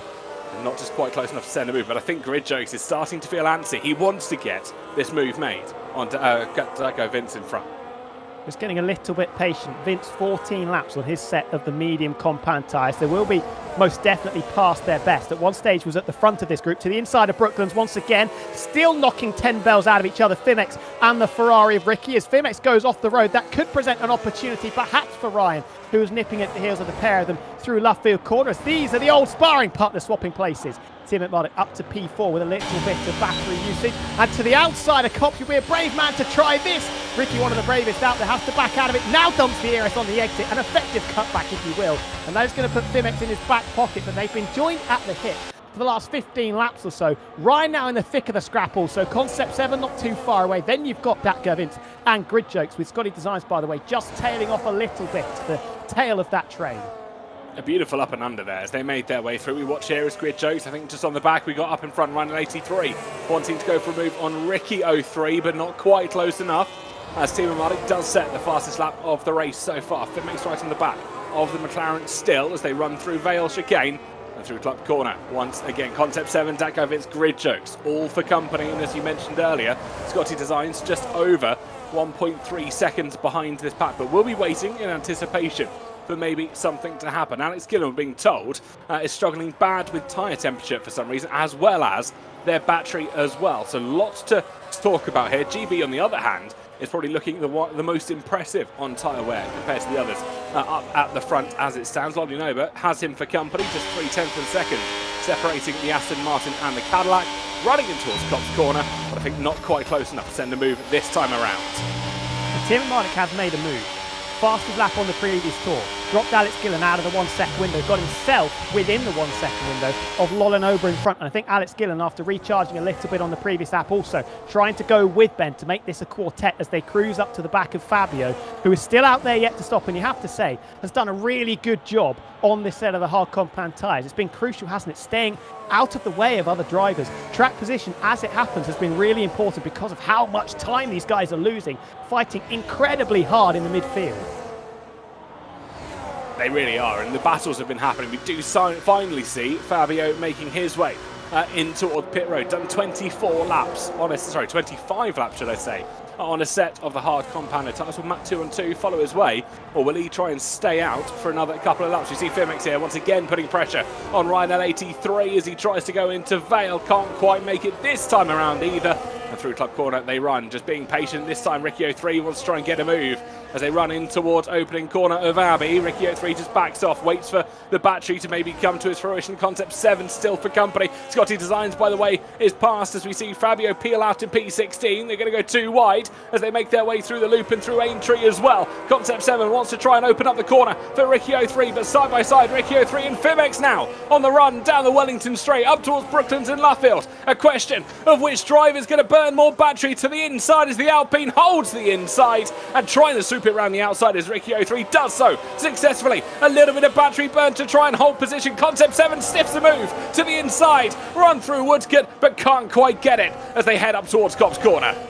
Put a blanket over this group of 5. They're so closely matched on circuit. Ricky from Fimex scratched that because Concept to the inside of Cops, having to hang it out the long way around his Fimex. I think he just about kept it within the white lines on the road, but the RB is going to pull through, maybe think about it down the inside. But he chops off the corner, picks up a 3-second penalty. So bit of a lazy corner cut there for Concept 7, you would have to say. Now going to be under the cosh once again. Not the best run through Chapel Curve. The two Alpine cars tucked up underneath the rear wing of the Racing Bulls. I think it's going to be Enstone Civil War as that goes to the inside into Stowe. I think he's going to pull a fast one there on Fimex, who once again has to keep it pinned on the outside, but hands 11th place over on a plate to Grid Jokes. That he does. The battle's continuing to form up. We are still expecting most of these drivers to enter into the two-stop strategy as we eclipse just close to half race distance. One more lap to go until we have completed 50 laps, 50% of the race distance here at Silverstone at the moment. Team Marduk on the back of Lolly Nova. It's GB that still leads after Fabio Pitt. Slightly earlier on as well. Being told Fimex had a big slide earlier on as there's still great battles going on here. Concept 7 on the back of that guy Vince in towards the loop, and again Aintree corner. The double left-hander will cover Beckoning. Concept 7 will try and hold the inside, round the outside. Daco Vince swooping around the outside to try and hold it for Team Alpine. The Concept 7 again looks to the inside as they head in towards Brooklands, not quite alongside enough, and this time Concept 7 has to try and play defensive to Fimex though. The other V-Carb, the other Alpine, but still the same old battling side by side. Run through Woodcote corner and down the old start-finish straight and towards Cops Corner. Can Concept 7 hold off from Fimex? I think he has done successfully, but whilst that all happened, Grid Jokes passed both his teammates and I believe Fimex as well, up to P10 for himself. So it's an Alpine sandwich followed by V-Carbs. Proper teammate tussle that, and they've got Fabio on a brand new set of soft compound tyres, romping up to the back of them as well, and Fabio's going to be fairly desperate to try and get a shift on and get through them as quickly as he possibly can. Brought Razin and the two Audis back into the equation. Look at this gaggle of cars. Fimex now to the inside of Concept 7 into Stowe corner. Fabio trying to find the space. Off the road goes Concept 7, exit stage left, but Fabio doesn't fancy it into the chicane because Concept going to dive it back down the inside of the Alpine of Fimex under massive pressure. Fabio's got to get a move on here. He doesn't want to waste the best of these soft compound tyres stuck in the depths of this midfield traffic. Whilst dirty air isn't as big a factor as it has been in previous generations of regulations, it's still a factor that you have to try and consider. Team Marduk, out to P2, dive down the inside of Brooklands corner. I think Lolly Nova was more than happy to let that move play. He didn't seem to play too much of the defensive game because he knows it's all about the bigger picture. They've still got over 50% of this race to go, and actually if they battle too hard now, they invite the likes of Meraki, they invite the likes of Matt 212 to get involved in the scrapping here. Fabio round the outside of Concept 7, running in towards Brooklands corner. Both Alpines now in front of him to try and dispatch, and looks to the inside almost immediately as he tries to get past Fimex. The soft tyres really working to the native Portuguese man's favour. He'll have to try and run the slipstream through Cops corner. Surely not going to go for a move. No, backs out. Very sensible decision from Fabio himself, but burns the battery on exit. That is stunning. Let Fimex play the battery game and then had a little bit left in the tank, and the run in towards Maggis, Beckett and Chapel once again. Team Marduk on the back of GB68 in towards Vale and through Club Corner to start on lap 28 of 52. I think we should go and throw it over to Mr. John Harris, who might have a little clip for us. John, you're muted. No, we shouldn't be muted. Okay, so let's run this one back. So here's what happens between Ricky 03 and Fimex. Just completely trying to deploy the battery, trying to get track position. Fimex goes for a very late dive to the inside, a move under braking, and then they're just battling and clobbering with Ryan L83. It's a miracle that nobody has wing damage, but that's what set up the battling that we had for about a lap and a half after that. So very lucky to get away with it, but some tandem drifting there into turn 3. Other than that, everybody has been sort of keeping their nose clean, just going on strategy on this one. I think a lot of people are waiting on the safety car, but the tyre wear at the front is beginning also to take shape, with GB just being able to save the tyres out in front. So strategy key to this one. Back to you guys.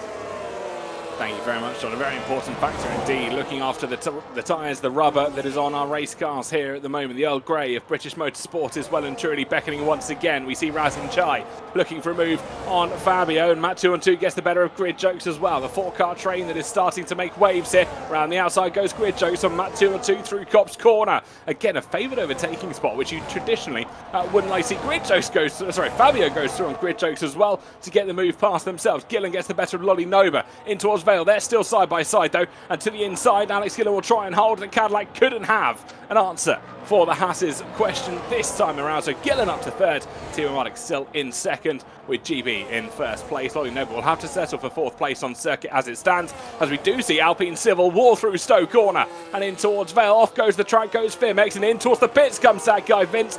That is going to be a very important question to ask. He is now committing to that two-stop strategy. Of course, has done a stint on the softs and the medium compound of tyres, so all three compounds will have been achieved by that guy Vince after this pit stop. Absolutely. Remember, if you are new for this race, that's Concept 7 retiring yellow flag, and that's a safety car. So there's your pause that we needed, and that is going to be good timing for Vince and Matt 2-on-2 to get shots of those tyres. But remember, you have to use all three tyre compounds in this race. Got to use the soft, medium and the hard, so minimum two-stop, effectively a mandated two-stop strategy. This will neutralise things, with Concept, I think, just throwing it in a wall in the final sector and ending his day fairly early. He was getting embroiled in quite a lot of battles, notably with the two Alpines and his teammate Grid Jokes. Will bring some of the big names that were floundering, I think is the best way to put it, back into the equation. Give them a chance in the second half of this Grand Prix. Saw Kareem picking up a place a few moments ago. Second bit of good news that he's going to get in the last 30 seconds or so, with Morocco taking the lead against Canada in the World Cup. Absolutely. We'll keep you updated on football scores as well, because that is a very important thing. I appreciate a lot of you probably are football fans that are tuning in, so we thank you for watching this over the World Cup. Thankfully, we don't have hydration breaks here. We just encourage the drivers to keep going right until the very end. Karim will be happy at a bare minimum, but the front three, as expected, the front four, peeling into the pit lane here at Silverstone, get the car slowed down to 60 kilometres an hour and not doing just over 100 kilometres an hour like one of the F1 Academy drivers did over the weekend. How they managed to do that, I've got questions. Skill issue, I think. Well, not just skill issue, brain issue, I think is the best way to describe that. But I'd be surprised if anybody stays out unless you're on hard tyres that you've done 1 or 2 laps on. This is a free opportunity for everybody to get their recommended tyres out of the way. That's Razin trying to be a little bit cheeky there with Grid Jokes into the pits. I don't think he quite pulled it off, but was very, very tight to just slip past the Racing Bulls on the way into the pit. So still GB from Ben, from Alex, from Lolino, but medium tyres it will be for GB and for Lolly, and then hard tyres for Ben and Alex Gillen. Certainly so. 10-second penalty. There we go. Razin Chai with a collision with Infratic, and that will be for any collision made under the safety car, as the drivers certainly do know by now. They've played the F1 games for long enough. They are understanding and aware of what happens for any contact under a safety car period. We're being told Concept's DNF was the slowest, most boring DNF our clipbook man has ever seen. Straight into pit straight wall, not worth showing. So we won't be showing that, although it may be funny to show a little bit later as a reason of how not to DNF from these races. Seeing from chat, let us know in chat as well who you think is going to win this race as it stands at the moment. GB still in the lead. Being told Ben and Alex will be lovely. Those hards surely are going until the end. Not sure about the mediums though, which will be interesting to see. Fastest lap still stood with Timo Mardik at 29.318. And everybody else not even getting into the 129s. They're all sat in the mid-130s. Yeah, it's a good point by Mouse as well, with GB and Lolly going for the hards in that middle stint. If there was a safety car slightly earlier than they would have liked, could have just left themselves a little bit exposed. 22 laps is going to be a decent whacker lap and a decent whacker mileage on those medium tyres. And like I said, Ben and Alex definitely in the driver's seat on those hard tyres. It should comfortably get them to the end, considering Fabio on heavy fuel got, 25 laps out of his first set of hard compound tyres? Yeah, 24, 25 laps, I believe, for Fabio in their opening one. 27 for Matt 2-on-2, who has only just served their first pit stop of the afternoon I believe, under the safety car period. And we see Tom 97 on the screens at the moment. Brand new sim racing setup for themselves as well. It does look rather hot, doesn't it? No air conditioning in that office is what we're being told. Slightly rosy red cheeks as well, maybe just telling you the temperature that it currently is in that room. And I think Razin, as he comes into the pits to serve his 10-second penalty, I think he's been a little bit shafted there, because I think the contact that he had with Infratic was after the AI would have taken control, because we saw him side by side with Grid Jokes. Fabio was just ahead, but not like right in front, that they were almost pushing him into the pit lane. So I think Razin with a little bit of bad luck there, unless I am completely wrong on that one, but that's going to throw him once again right to the back of the pack after he had made up some ground courtesy of the drive-through penalty that he picked up earlier, worked his way back up through the field. Now he's going to have to do it all over again. Absolutely right. I do wonder though if that contact did come actually at the exit of pits. I wonder if that's where the contact was made, as both of them are peeling out of pit road. Sometimes you do see drivers just exchanging paint at that moment in time. But you know what? I've got the biggest grin on my face because we're going to throw it over to John Harris, who has got contact DNF for us. Yeah, you're about to see mind-blowing footage right now of such a high-speed move. This is the kind of move that we love in Creator Series. So just coming out to the final turn, saving the battery, wanting to deploy it, a drive shaft failure on the curb, obviously, and look at that, the wheel just goes all the way to the right and into the pit wall. Devastating, at least 150 G impacts there for Concept 7. Quite naturally, sadly, that's the end of his race. So as Tom threw me under the bus in the commentary, I had to show you guys that. Back to you. Thank you very much, John. I thought for a moment that his whiteboard was going to hit him in the face there. I didn't want that to happen. I'll clarify that very quickly. I thought the headphones were getting lobbed, by the way, by the fact that he took them off with a bit of aggression and then just very calmly put them over his rig. You've seen Fabio launch that kind of headphone before, haven't you? The rip off your head. It's either that or the microphone that's getting it. I'm not quite sure which way that was going to go, but most of our cars just bunching up under the safety car. Now we await the final few. That will be from Razin backwards. You can see Razin just making their way down the hangar straight towards Stowe where we are. So at least one more lap under safety car at the moment. And we have got Mango, Sparks, Top 97, King Cryptix to catch up. All thankfully on the lead lap though, which is very rare as we approach, or we're well over half race distance as we stand. Who's your prediction on Tom? Because you said Gillen before the race started. Is it changed? Are you still going Gillen? I'm still going back. I actually said Kareem before the race started, and with him down in P13, I'm feeling slightly less confident with that prediction. But remember back to, I think it was Madrid a couple of weeks ago. Yes, it was right at the end of the race, but I think from the safety car restart, he was down in sort of 17th or 18th and came through in a couple of laps to finish P8 maybe, or P9. So he can work his way through the pack very, very quickly. And if he does get himself up to maybe P7 or P8 after a couple of laps of racing, he should be in a potential position to maybe get himself into a fight for a podium. It's a tall order, of course. Razin in a similar boat as well. HMS, absolutely go for it. Nothing to lose down in P17. The one driver that my hopes aren't that high for, unfortunately, is Matt 212. Still has to make a stop, and he's only got the soft compound tyres left. That's the bit of a double-edged sword you see if you start on the hard compound tyres and then don't use the softs in the middle stint, because if we do get a mid-race safety car, you're kind of screwed. He's got 4 laps on a set of mediums. At some point, he's going to have to pit again for a set of softs. Now, if there's another safety car, which is likely, there might be, he's going to be in a much better spot. If there's no other safety car, Matt's going to be scrapping around for maybe 1 or 2 points at best, you would think. I think we've seen this strategy before where drivers are just hoping and keeping their soft compounded tyres right until the very end, kind of hoping for that late safety car that is so traditional within Creator Series standards. And we've had a comment in the Twitch chat, the YouTube chat, sorry, but I'll go over that in a second. 10-second penalty for Ricky03 for a severe collision with Infras, because we do see safety car in this lap. Someone in the YouTube chat has asked, is it normal to do this? Went into the wall, seriously please. I have 3 things to say to you. 1, yes it is normal. 2, welcome to Creator Series. 3, lighten up a bit, have fun for once. Grid Jokes with a 10-second penalty as well for a collision with Infratic, as Lottie Nova, Fimex have both left the session. It's there's a power cut in Italy, that's what I've heard.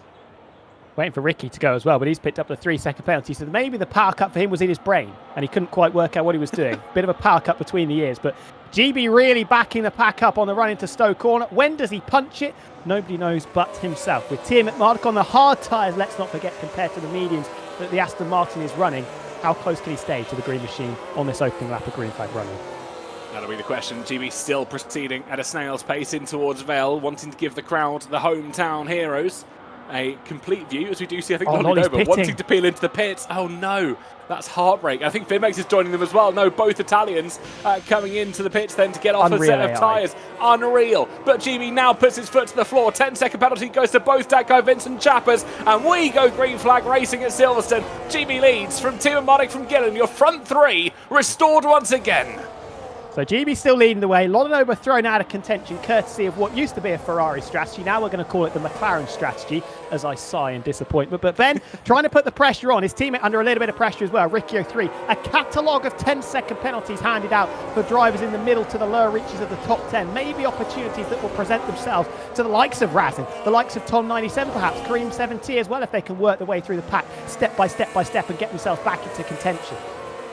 Looking like that way at the moment. We approach with just under 12, exactly 19 and a half laps to go in this race so far. GB still leads. They exit out of Luffield corner, and anything that they can gain in the opening stages of this restart will pay dividends later on in the race. We see Karim 70 on the back of Matt 212 making their way in towards Copse corner ahead of Matt 212. Wanted to move on Fabio, who was alongside through the corner, but I don't think quite had it. They're still side by side. They're running towards Maggots, who's going to be later on the brakes. They're still bumping and pushing one another. Neither want to give an inch, neither want to give some space, and still Matt 212 with the elbows out here this afternoon at Silverstone will have the run as they run up towards Stoke corner, and I think we're about to lose our audio once again. Oh, it's terrible timing. I'm going to jump onto Kareem's stream and see what happened. He has got past Matt 212 for people that aren't watching that, to P10. He's now P9. We're going to lose some audio shortly, so we'll be back very soon.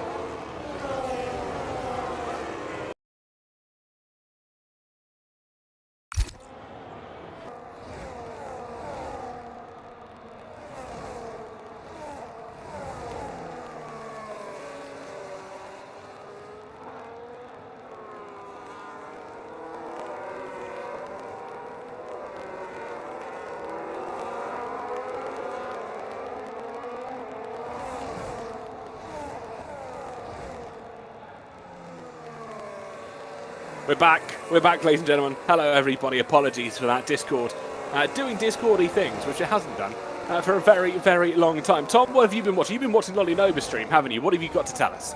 I've been watching Kareem, actually, who's been making his way through. From 11th, he's now in position number 8, just managed to pull one over on Fabio's got a 10-second penalty. Here are the leaders, who I haven't been adjourned with so far, but it's GB still from TM at Marduk, Alex Gillen on the hards, Meraki with a set of mediums bolted to his Mercedes car. As Razin up to P12, set the fastest lap on the previous visit too. Less than 20 laps remaining. Tom 97 still down there in P16. Lolonova back in the session, but on soft tyres that are 11 laps old. If you wanted an idea of how good the AI is on this game and the strategy, there is your prime example. Just bear with the static. It happens as Discord tries to reload and figure out what exactly is going on here. But Tim and Marnik right on the back of GB68 still. Gillen trying to join them, and just some news coming in. The AIs of both Londonova and Fimex pitted them onto soft compound of tyres to try and see this race out over 20 laps. So surely, I don't think those tyres are going to make it. Karim 70, fastest lap of the race so far as they make their way across lap 35 of 52. 18 to go here in this Grand Prix. Round 5 of the second, sorry, round 5 of season 13. I lost my words for a minute. It's far too hot, Tom.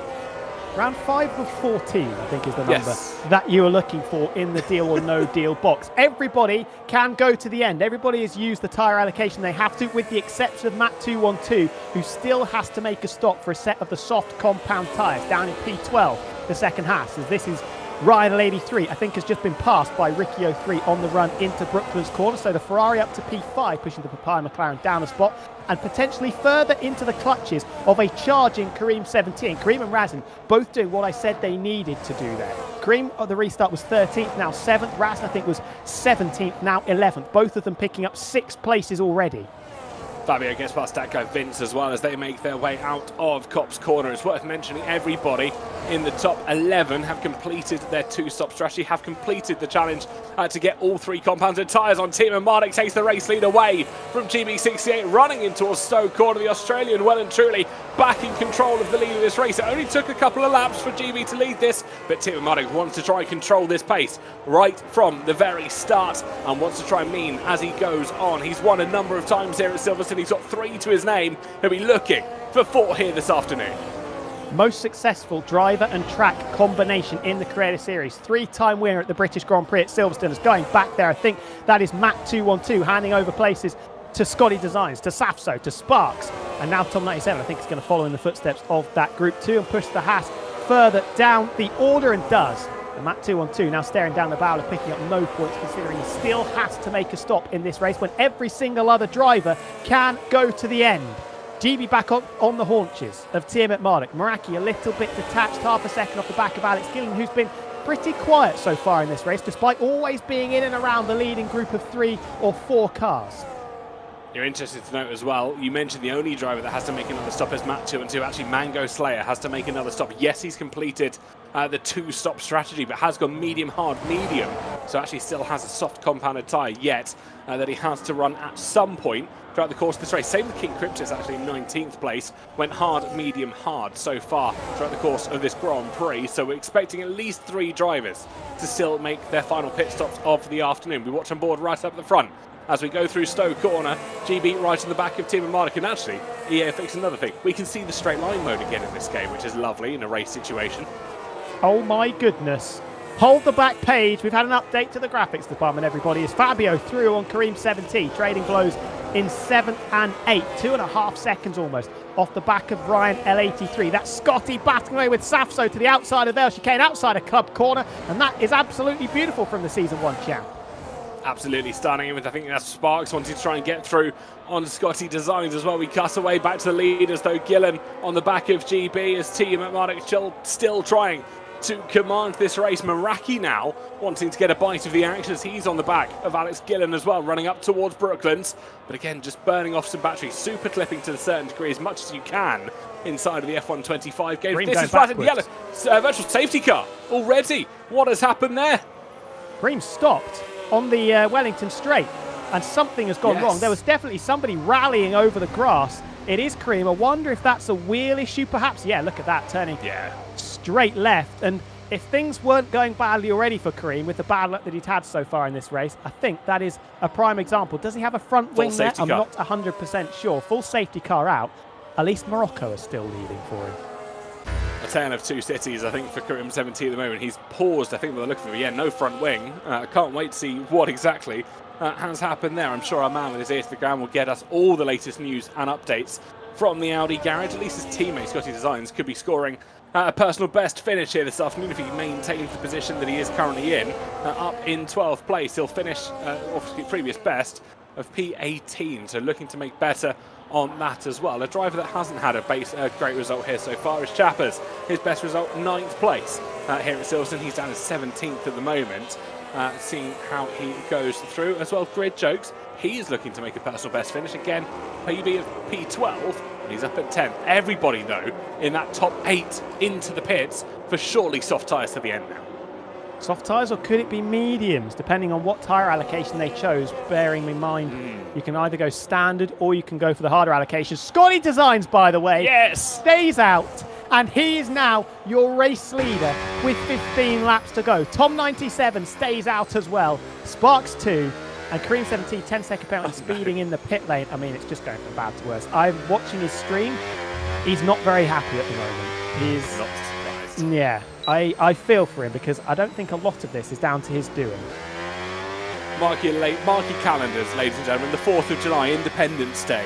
At 36 minutes past 7 in the evening, Scotty Designs leads the Grand Prix here at Silverstone. He won't be too happy because he'll claim that this is the British Grand Prix, and we will forever call it the English Grand Prix, but nonetheless, it is a home Grand Prix for Scotty Designs, by the way. If he's able to try and hold on to this, with all the drives behind him on varying mixes of soft and medium tyres, there is going to be a lot of celebrations in that Audi camp, because he is on for a career best finish at Silverstone. So Sparks has been overtaken by Ben and GB. Alex is on the hard compound tyre, so there it is. Clearly didn't have another set of mediums to use. He's had to go hard tyres to the end. GB with a set of mediums. Tiamat Marduk on the soft tyres, and that is through as well. I think Sparks debating places with Gillen potentially as well there, just for a moment or so. But I think John Harris has got the number on what happened to Kareem 17.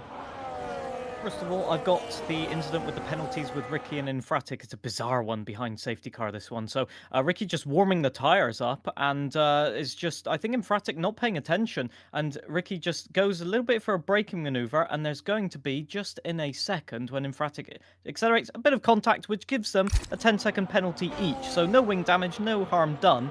But that is a penalty, and you can see by the reaction, he's not very happy with that. And so was Ricky.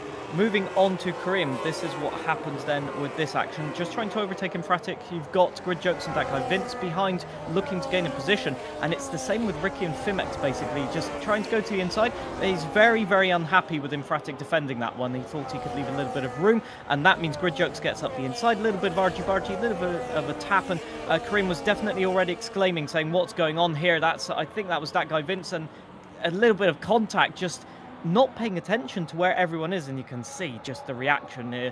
Words that I can't repeat on stream, let's put it that way. I'll just roll it back to give you a glimpse again what happened, because it was just all happening at the same time. Grid Joke had a disastrous exit, and that guy Vince out of nowhere just appears between the two, and Karim had nowhere to go, effectively. He didn't even know that guy Vince was there until the contact had happened, and he just basically sat there after that, contemplating life, let's say.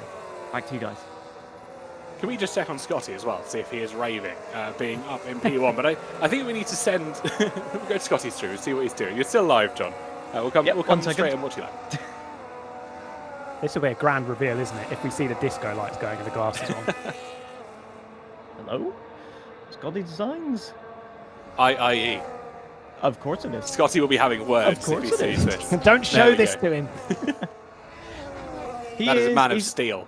Yeah, he's enjoying life right now. Look at that expression. He's contemplating.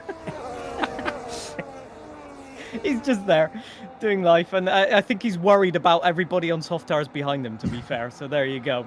I'd be worried in his situation as well. But there you go. He's definitely, I think, not on the optimal strategy. We'll have to wait and see what happens. He's plus 4 laps on fuel. I just want to point that out. Yeah, really heavy on fuel, and one, I think, to keep an eye out for. John, absolutely fantastic. Thanks for keeping an eye on everything for us here as we do see the field. I think it's starting to bunch up here as he's trying to keep an eye on what is going on. Safety car does stay out for another lap, though. So he has got a little bit of helping hand from Bert Mylander, who will be taking this procession for one further trip around the Northamptonshire circuit. I think we have to send Karim's wheel a hotline. That was interesting. Is it my fault? Because I predicted he was going to win. And he's possibly had the worst race I think I've ever seen. Anything that's going on is an Aldi sandwich. They're bookending it quite significantly. And probably, no disrespect for Scotty, but they're probably the other way around to what you would have expected them to be. Like, Scott, we love you, Scotty, a lot. You do a lot for Creative Series, and obviously all the videos that you see on the Creative Series channel, 90% of them, I believe, probably Scotty's handiwork. He's absolutely fantastic when you give him a piece of editing software, but doesn't have the finest form within the F1 Creative Series. His one and only victory so far coming from the red versus blue event, which does count. It does count as a victory, no matter how much my producer shouts in my ear that it doesn't count. It does count in our hearts, and that's where it all matters. Being told as well, Karim has got of course, that 10-second penalty as well for Karim for speeding the pit lane. So it has all gone bad to worse for Karim 70. He has served it. I'm gonna stand my ground and say that Karim 70 is still going to win this race. I'm not backing down. I'm a Jenson Button fan. Greatest race of all times, Canada 2011. You know, let's just get some of that energy out into the realm of possibility. I mean, never say never. I mean, Scott and John, if you're still around with your microphones turned on, feel free to chip in with who you think is gonna win this race as well. If Designs doesn't win, I'm going to be upset. This is a great opportunity. All he needs to do is brake check Tom at the restart, make sure there's a massive crash all behind him, and then he gets at least 5-6 seconds away. I'm going to have to second that. Yeah, that sounds like an awesome strategy. Although, if that happens, Lolanoba has a chance as well, so stay tuned. So the Oscar Piastri strat is what both of our presenter and Slipbook pundit have deemed acceptable for Scotty Designs to use here this afternoon. My money is still on Timo Marduk, 3-time winner in the Creative Series here at Silverstone, looking for his 4th. We enter with just 12 laps to go here until lap 52. Scotty Designs, for I believe the first ever time, leads away our restart. Through Vale and Club Corner will come. He's got to be careful not to apply the battery too soon. But Scotty Designs really slows down. He does apply the brake check. Scotty now runs. Here he goes. On to lap 41. Normal grip restores. Scotty leads in towards the opening corner. Tim Mark immediately trying to get past Tom 97, who runs wide through Farm. And in towards Village they go. Still Scotty leads. GB past. And Tom 97 falling faster than a lead balloon in towards the loop. The Audi still holding on. But the question will be, for how long can he? The battery will burn down the Wellington straight towards Brooklands and Luffield. And after just 4 corners, Scotty is passed by Timo Marek, and here comes GB as well. The pride of Scotland, but now I think he's going to be falling through very, very quickly. Sparks in P5 also stayed out, as did Tom 97, who's going to try and put Scotty in his back pocket around the outside of Luffield corner. Meraki in the thick of this. Alex Gillen getting it from absolutely every single angle possible, with Ryan in there, Razin in there as well. We could be about 6 wide into Cops corner. I think we're going to file out as we were, with Ben from GB, Tom 97 in P3, head of Scotty, who's dumping the ERS potentially to get back on the podium. Alex Gillen 3 wide behind into Maggots, Beckers and Chapel. I think there's a Red Bull running off the road as well. Absolute cacophony of chaos. 2 Red Bulls side by side. Sparks, I think, now just back ahead of Razin, who must have been the one off the road. Very rare to see Sparks getting the better of Razin Chai, of course, previous champion here in the Create Series. This time goes for it further forward. Tom 97 goes for it, not 1 but 2 cars. Down the inside of Stowe corner, retakes the race lead.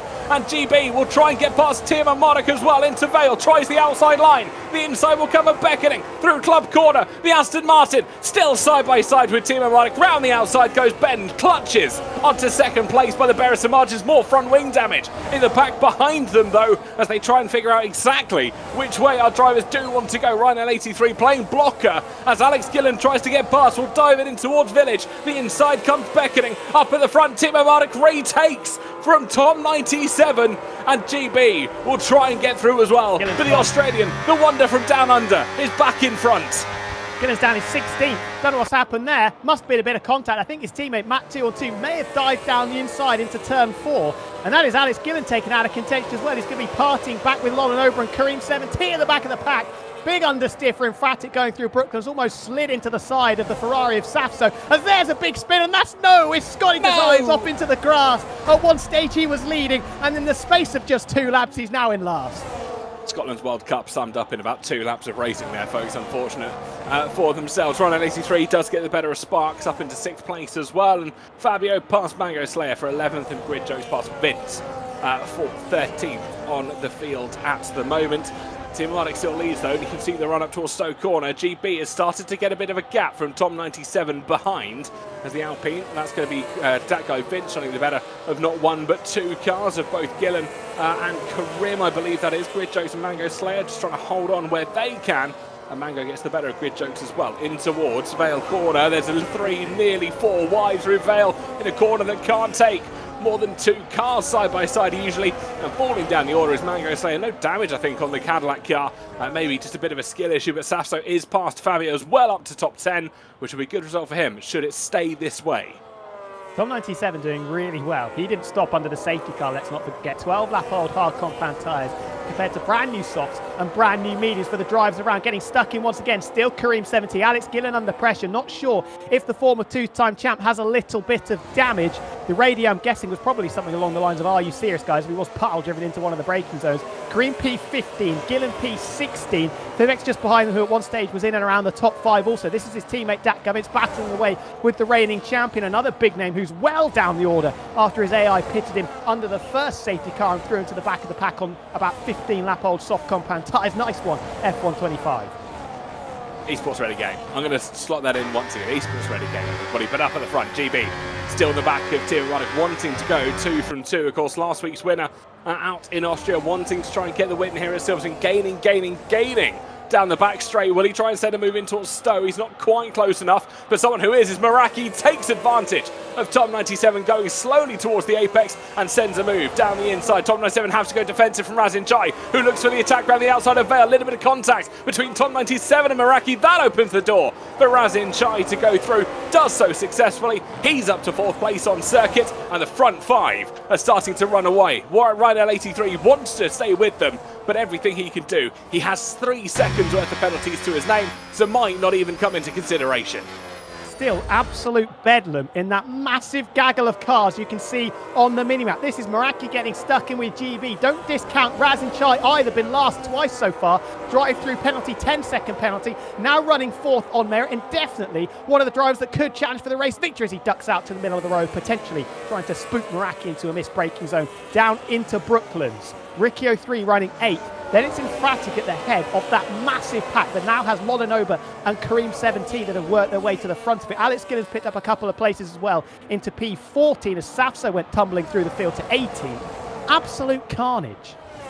I think we reached that stage of the race now where you have to play a somewhat of a patient game. I say that as GB immediately sends it in towards Maggots before Beckett starts to open its way up the left-hander, and Meraki as well trying to send it to the inside as they run through Chapel Curve side by side. Both previous champions here in the F1 Creator Series. Razin Chai wants to try and get involved as well. Surely not going to try and go 3 wide in towards Stowe. Team Matic holds it as Meraki just backs off in towards Stowe, maybe burnt a bit too much of the battery. And this time Razin Chai will not go defensive, he'll not go attacking in towards Vale. This time though Meraki does go attacking in towards Vale. He has the outside line, tried the inside in towards Club. The rear end says no. He does well to save the car, but couldn't quite capitalise on Team Matic there. Razin Chai looks to the inside, contact, Meraki centre flying. Both cars off the circuit. Razin Chai drops to 3rd, Meraki down to 6th.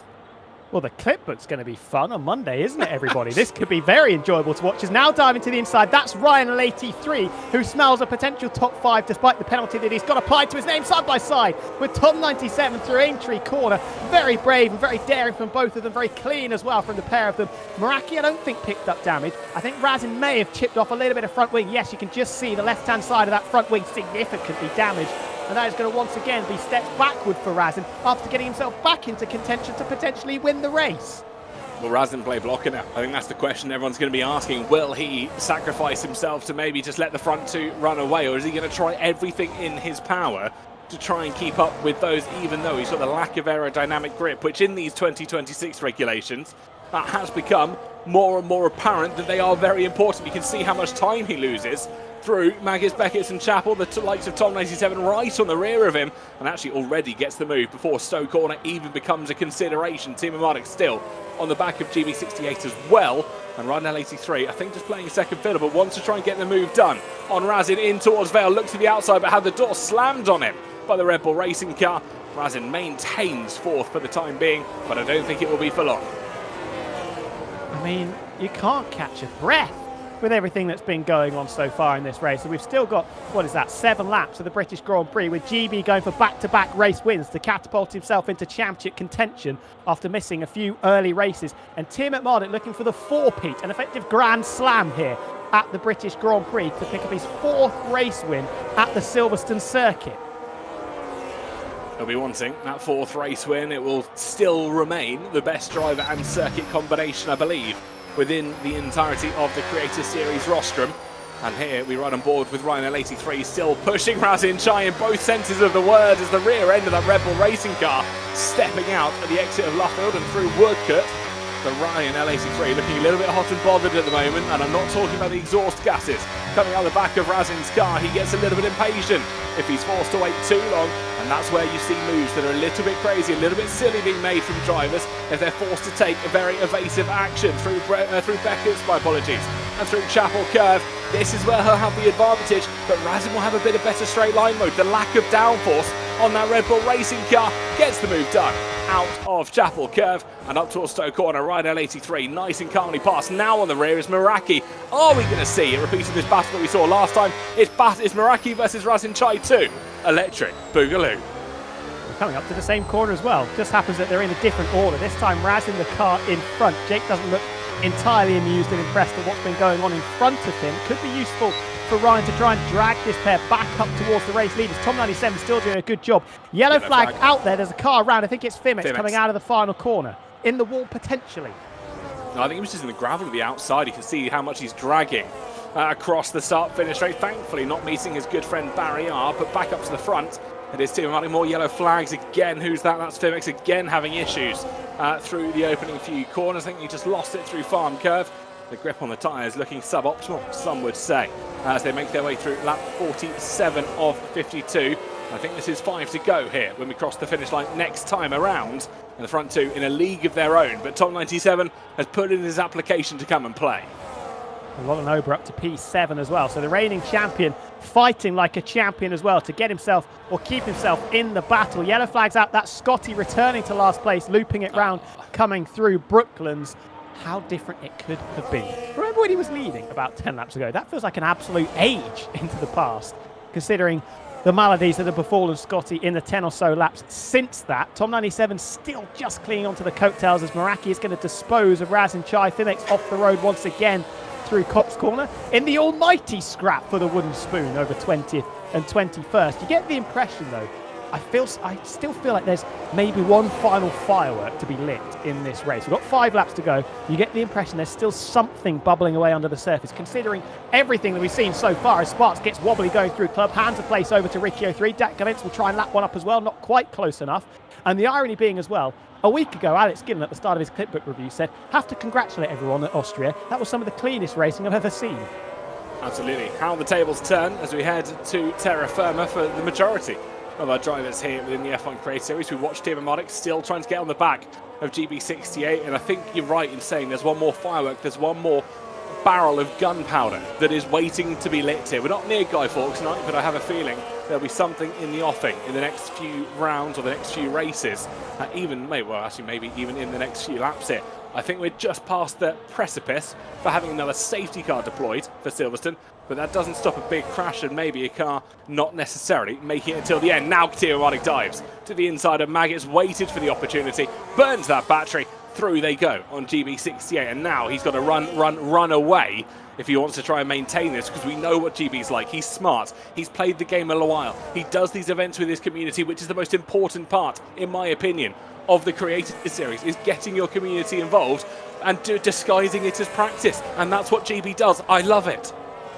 Absolutely huge brain plays, and I think he is still in the driver's seat here, obviously losing a bit of time to Tim McMurdoch as he tries to break away. But remember, Ben on the softs, GB on the mediums. It's going to be 15 or 16 laps as a stint. Yellow flag out again. Once again, it's Fimex, I think, pointing in the wrong direction. GB's tyres will be significantly better than Ben's, you would imagine, by the time we get to the final couple of laps as he cranks on the steering lock into turn number 3. Meraki dispossesses Ryan Lady 3 of position number 4, still potentially chasing a podium with Tom 97 nearly 3 seconds up the road, clinging onto the back of GB.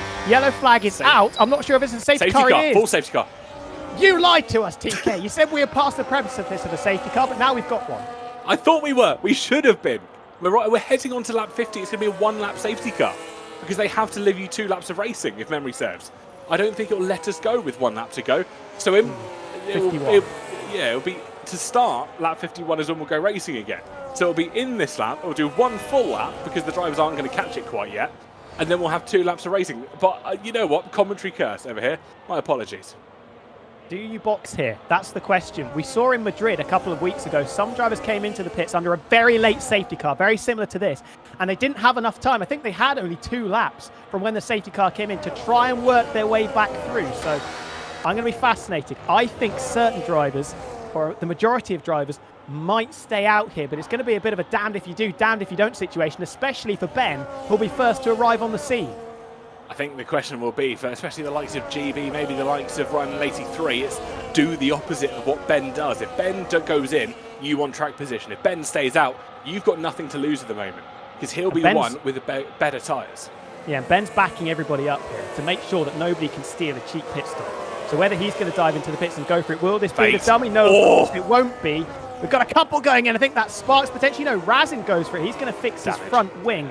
So he'll be hoping to try and charge back through. But I think that's smart from Ben there. Just backing it up a little bit, not allowing people to run right close to the delta and maybe just sneak a pit stop in. Very, very smart. Safso also in, opting off of a set of the medium tyres. And with just over a lap to go, probably until we get going green, we are probably going to throw it over to John Harris, who has some insider information for us. I'm hoping he's ready. Certainly am this time, unmuted as well. So first of all, I'm going to show you Razin overtake just after, I think, the last safety car, which was just using his battery, just burning through the battery and overtaking at least 3 cars, through Ryan, through Alex, trying to go around the outside of Sparks, and just a little bit of argy-bargy. Could have made it a 5-car overtake if he just had a little bit more luck, but I just have to say, the battery gives you that opportunity to overtake. It's absolutely fascinating, this racing.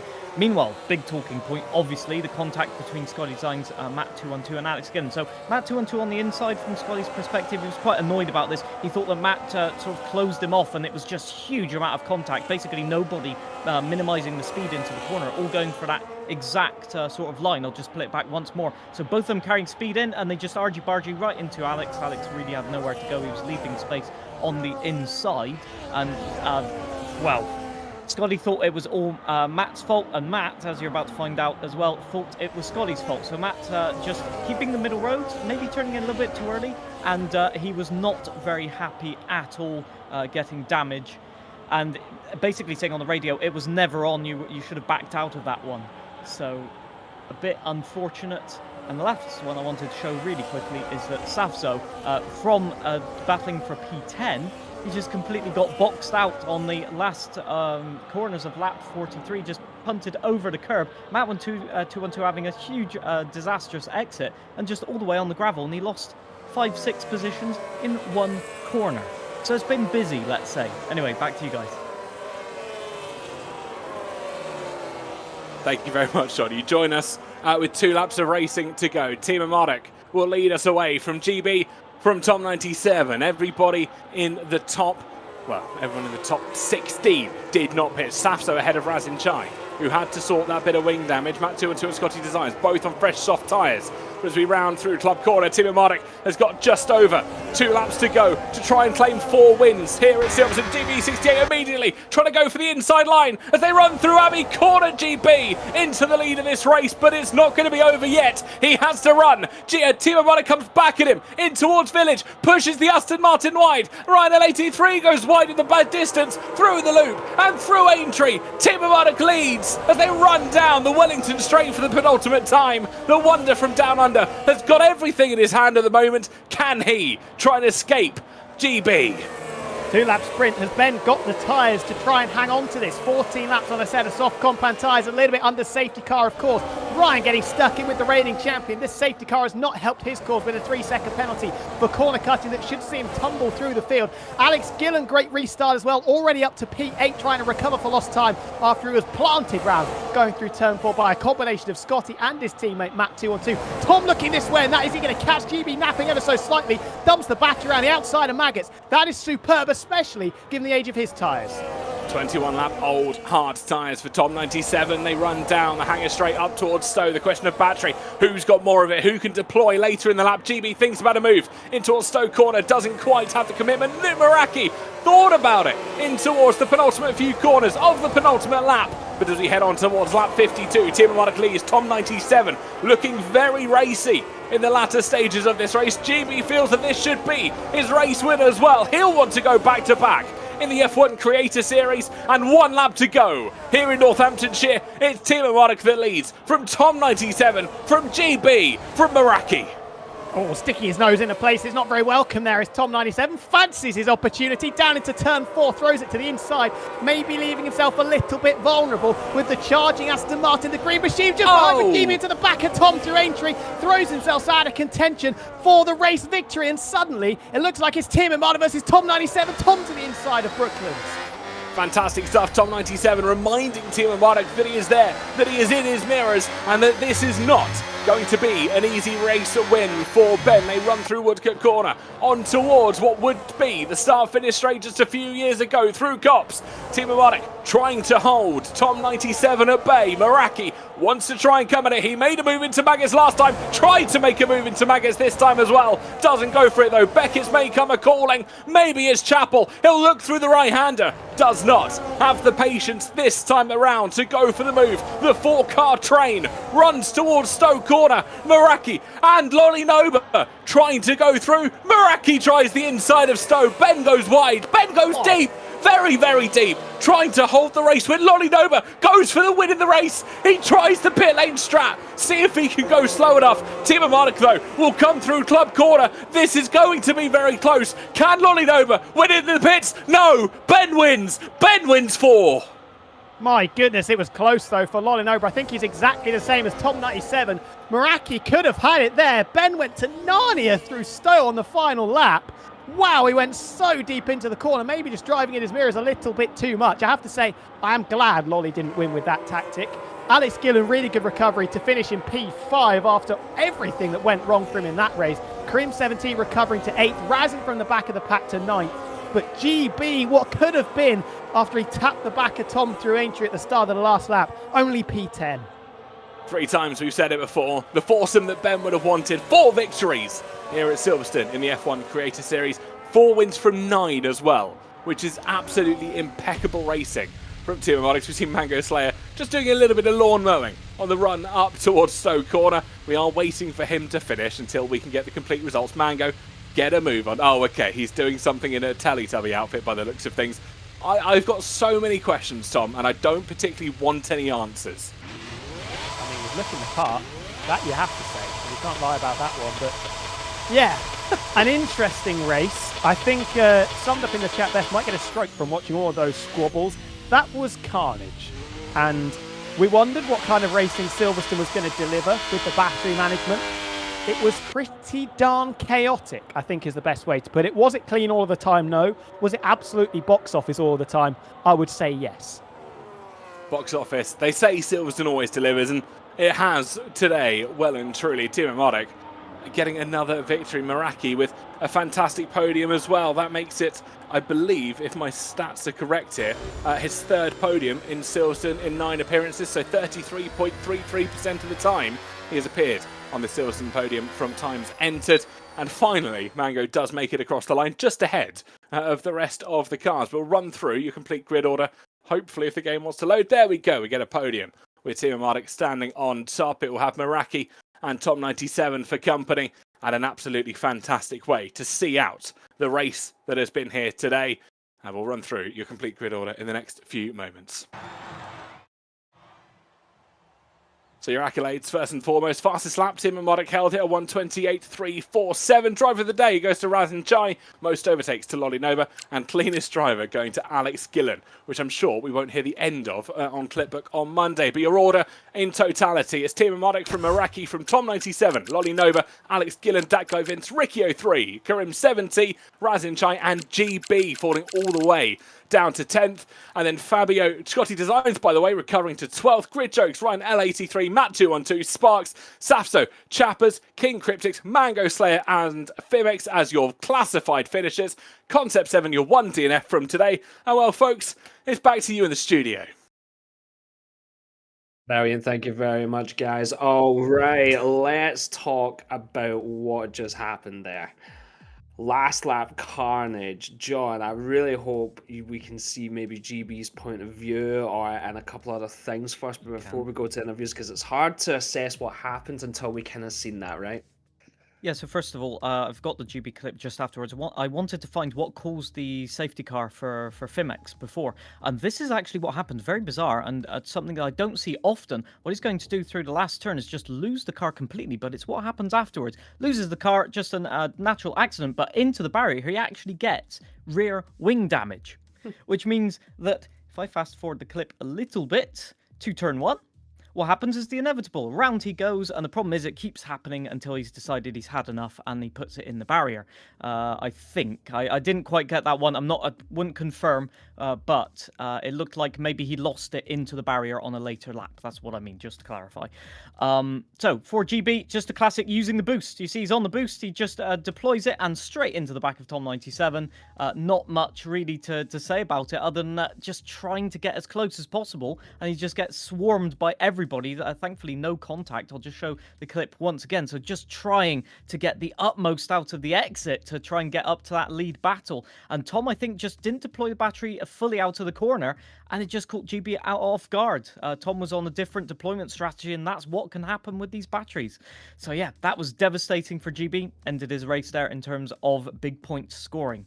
And for the other bits of contact, we saw them on broadcast, to be fair. So yeah, there's your little summary of what happened. Brilliant, thanks, John. All right, gutting to see for GB. I thought he had it in him there, but yeah, it's a new game. It's new tracks every week as well. Sometimes you're going to have these moments, right? I've got a famous incident in F1 this year that happened where we had two drivers have contact with such massive speed differences. You're going to see that in the game as well. All right, well done, obviously, to our podium. That was incredible. Talking about our podium, I think we're going to go and have a wee chat with someone I'm in see there. There. We'll go with Tom97, who's looking a little bit like he drives for Aston Martin, which is a bit strange. Tom, welcome in, mate. Hello. Our director finally got you on screen for us. All right, talk us through that race. Also, nice to see you on the podium again. What's happening, mate? Everything's just coming together. Yeah, I mean, the first time was so nice. I had to do it twice, and then I had to do it Yes. thrice. So 3 P3s in a row. I should have won today. I have to watch back what happened on the last lap. There's so much to digest with these cars. It just happens so fast. You can't really take it all apart. But yeah, in a nutshell, I was absolutely nowhere in that race. Damaged twice, just didn't go my way. I made sure I discarded my tires under safety car, and then just stayed out in the lap 30 something safety car, and then just tried to manage it basically. I'd hoped my hards would come good at the end, and they more or less did. Mate, you nailed it. Like, again, I didn't expect you to just get right up to the top there. So you're thinking the big difference was staying out. What was it? You and Scotty, I think it was, were the only two that kind of stayed out in front. Obviously, he got swallowed a little bit, but you kind of handled yourself all right. Yeah, it was manageable. I need to work on my restarts. I could have done myself a few more favors, but look, when you've got a Tiamat Marduk on fresh soft tires behind you, there's only one thing that's going to happen. So it's just about trying to roll the punches sometimes and just stay alive. I think today, what became quite a pedestrian race, it seemed like, for the first half, and just like two big trains. You had Block A with the big boys and Block B with everybody else in it. It just seemed like then from the first safety car onwards, a bit like in Madrid, it just all seemed to combust, and it was just about surviving at the very end. So yeah, I think I just kept the cool head. Sometimes, like, I'm not the most aggressive driver, but I think sometimes being a bit more laid back pays dividends sometimes. 100%, especially like a last lap restart, right? Like, a lot of people just kind of sort of go for it. I'm guessing you didn't really experience anything between you and GB at the end. It kind of looks like he's put the battery on a little bit kind of faster than you. He's went into the back of you slightly, and then he's kind of spun off. So you didn't feel anything from your POV?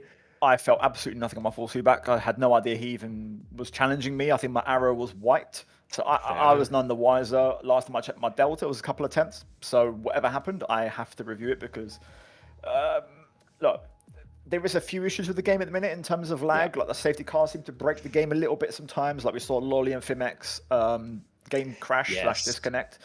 I've had that with the safety car into the 5 lights transition. So there is just a bit of instability. So I'm not sure if after X amount of safety cars something happened, but maybe the contact model was a bit off. But yeah, unfortunately for GB, I'm yet to speak to him, but hopefully everything is okay with him. He'll be fine. Again, it's just pushing to the limit in the last lap, which we love to see. Right, so you said a bit pedestrian-like. For my POV, that race was a bit rough at the start until we got a little bit of spice with the safety cars. Maybe not for yourself, because it throws everything into chance, but like, was the battery management quite brutal? Yeah, massively. Really massive. I thought Spain was pretty tough. Catalunya, when I mean Spain, I say Catalunya because there's 2 tracks now. Catalunya was surprisingly difficult on the battery front. It was impossible to get like up to 65% or 60%. Today was even harder and a bit like what we're seeing in real life, really. For example, I was really struggling all race long. I still don't think I've really found the right formula in terms of battery here. I just thought, I outplayed bad battery management with good strategy in this one. But I wasn't very good in the train in the pack with the battery. I was tumbling in the first stint. I had damage, but I was still tumbling and eventually got dropped. So I was still figuring it out at the end. Obviously, once safety cars come into the equation, you don't really get any more chance to work on your racecraft because it's constantly being broken up. Stop, start, stop, start, stop, start. So it goes out the window. So it becomes a survival race at that point. And that's what it was. But yeah, like I said, I managed to offset the bad battery with good strategy. And yeah, the hard tire gamble, pitting for a 1 lap medium in and out under the safety car and then back onto the hard, that was the right way to go. So I love that. Hey, well done, mate. All I can say is you absolutely nailed that. I'm sure we'll see you next time on the podium because if you've done it 3 times, let's make it 4, right? Oh, I think I might be P2 in the championship, so the Yes. full-time reserve may Mate, have he's to reappear. back. Let's go. I'm buzzing to see this, mate. If you can win this as a reserve as well, like, that'd be amazing. You've absolutely got it. All right, I better go talk to the others before they go away. Tom, thank you very much, mate. Well done. Have a great week. We'll see you next time. Thank you. Love it. All right, let's get our next interview. And it is Mr. Snacky, Mr. Maraki. Hello. Hello, mate. Welcome. Hi. Okay, so is this unfair? Well done, by the way. Qualified really, really fast. Struggling a little Yeah. bit in the race. What's going on Yeah. there? You nailed it today. Like you got back in, but I have noticed it. 'Cause, Yeah. like, you qualifying was awesome. Yeah, qualifying was good. Like, typically, I'm very good at using my battery, and qualifying, you have to use all of your battery. So it kind of works hand in hand for me. But in the race at the start, it was purely fuel, from what I figured, because I think I overfueled by like 2 laps because I thought that fuel was a bit of a burner here, but it turns out it wasn't. So I was just losing time everywhere, like down the straights and through the corners. So it kind of showed at the end, really, when my pace was literally, you could say, race winning until something happened. But yeah, All right, no, that's fair enough. Yeah. But hey, well done. Like, so Thanks. let's run us through your race because I feel like you were a little bit under the radar, and then like boom, you were on the podium. Like one of those races, right, where you just sort of appear and you're there. It's kind of like a classic Meraki, people will call it, where I do nothing and I just spawn on the podium. But yeah, like I said, it was purely just fuel. Like I was like so down on pace just everywhere because my car was so much heavier than everybody else's. So that's kind of why, like, on them 2 safety cars, it kind of helped me. Because if there was no safety cars, I'd just kept on falling further and further back. So them safety cars helped me just burn my fuel. I was actually like brake dragging the entire time under every safety car. And yeah, I went down from like 3.5 laps down to like I think half, maybe 1, something like that. Hey, that's a good burn, to be fair. That is, I know how hard that is. That's where the pace has gone. Like it's literally that's where the pace was. Makes sense. But, all right. Yeah. Talking about how you got lucky, well, I'm guessing you were a little bit happy when you see certain GB right off. Honestly, like that was a bit of a blessing. A bit of a blessing. But I don't know how he did it. Right? Yeah, because it looks like he done his battery too quick and then went into the back of Tom. That's the thing. That's the thing. Right? Like it's around here you kind of use none a lot. So when you're on corner exit, you don't really have a lot of power, and you kind of got to rely on boost to kind of get your battery going again and get a bit of speed. So I'm just assuming he was in none and then just put overtake on, and it just flung him into the grass or the wall. I don't know where he ended up, but I looked backwards and he was behind me. So I asked Tom what I asked you as well. Was the battery usage quite brutal this race? How did you find it? Towards the end, it was fine. I was being told by my chat that I had the most battery out of everybody in the top 4. Like, I think before the final safety car. So, like, I genuinely don't think my battery management was bad today. Like, I thought it was my battery in the first stint, but I guess because I was so slow because of the fuel, I was having to kind of compensate with using a bit more battery, and it kind of just shafted me from literally every single possible angle. But yeah, the word of the day, shafted. Exactly. So I think the pace at the end was actually like very, very good. So I'm happy with that. I'm happy with P2. Well done. Is Meraki back? We'll see. We'll see. It'll be on a race by race thing. All right. Well, you get Tom 97 this competition now because he's on form. All right. So you're gonna have to lock in, mate. Okay. Bro just needs to be a full-time driver at this point. Like he's a reserve and he's like, what are we doing? He's gonna be leading it like next week, and it's still gonna be a reserve next to it, right? Brilliant. It is what it is. Anyway, I better get moving. Meraki, well done, mate. Nice to see you back. Thanks. Cheers, mate. And we'll see you next time. All right. Thanks, mate. Take care. Bye. All right. So last but not least, we have your winner of the race, the 4-time. I think TK said 4-time. Oh, hello. Welcome, Mr. Vertical. Love it. Hello. All right. Welcome. What's up? You having a fun night? Yes, I've had a great time. Thank you. Really enjoyed it. The last 2 laps were a bit stressful. I'm not gonna lie. But we got there in the end. Yeah. It was a scrappy old race up and down the fields. No, that was good. Now, let's just say, I think a little birdie told me this is your 4th time winning this race. Sorry, my I full think time. this What? is your 4th time winning this race, like at Silverstone. Wow. Well, I do like That's Silverstone. mad. I Like, do what like is that? Silverstone. I think it's my best track. And I only barely won that. I made a bit of a mess of the last 2 laps. I'll be honest. I restarted the race in none. I thought I could boost, but like it's still like I'm still getting used to everything. Like you can't you can't press boost before the green flag goes, and so GB had a mammoth run on me. Yeah. I was like I had no momentum, and so that it meant I was a bit down on battery compared to everyone. They all had blue boost on the last lap, and so like I was just completely a sitting duck. And I just saved as much as I could. I sandbagged through the corners as much as I could just to recover something, and it was just enough to hold on. Like Jake and then Tom started fighting. GB spun off of Tom. Like I think I had to have a lot of things kind of go my way given the disadvantage I created for myself. But to get the win is huge. That's ginormous. Yeah, I love it. If there was another reality and GB didn't spin off, do you think you had it, or once you got to that last lap, you're like, this is mine? I probably think GB wins the race. I think GB's a bit more cutthroat with like overtakes, and he's very good at saving battery. I'd say better than Tom 97 and definitely better than Jake. So yeah, a lot fell my way. So look, I just seem to be getting quite lucky this season. I'll hold my hand up, and I'm not afraid to realize the fortunate position I'm in. I mean, that's racing, right? Sometimes it goes your way and sometimes it doesn't. Your championship rival definitely didn't have the best of days. It looks like Tom might even be in second now. We're getting quite close. But then you're doing well. You're in that lead. But yeah, you and Gillen were tied going into today.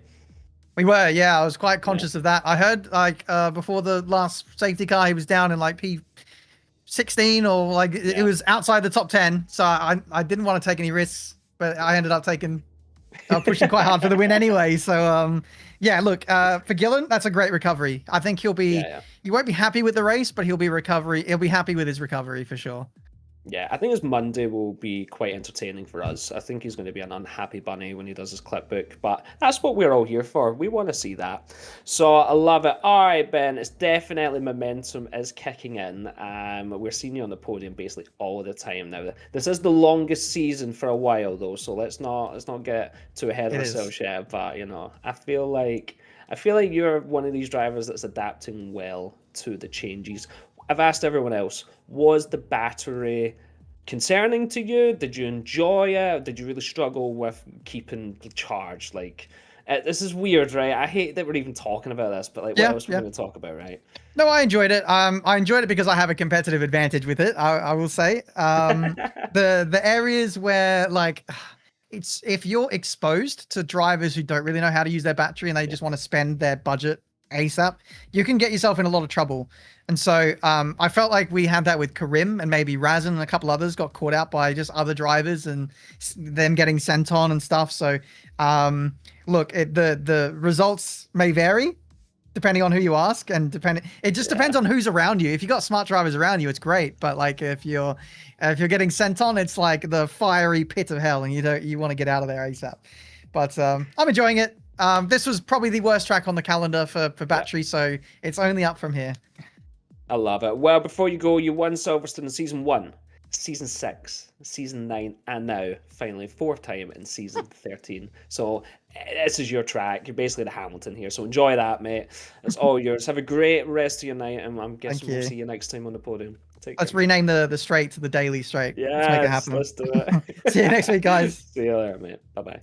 All right, let's bring everyone else back in. Do you know what? It was a bit of a slow race. TK, you really, really had to fight for your life to keep that interesting, and you did very well. It got spicier halfway through, and now that I've watched the whole race, I can genuinely say, seeing it all out now, I'm like, that was quite a fun event, especially a little bit of last lap drama, right, TK?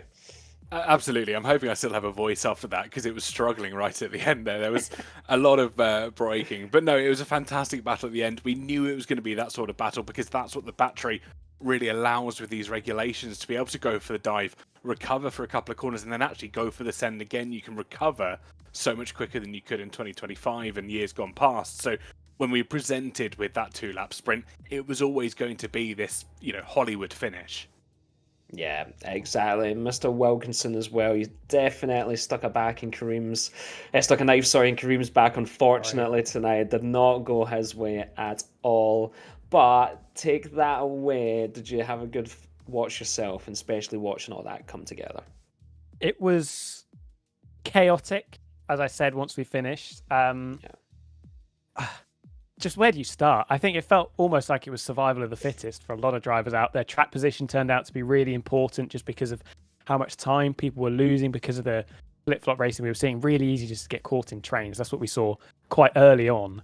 And then, I think Ben called it really well with Gillen as well. I think he's someone that will be pretty satisfied to be in P5 considering everything that went on for him. But considering we've had some calmer races recently, I think that was back to maybe something that we're more used to.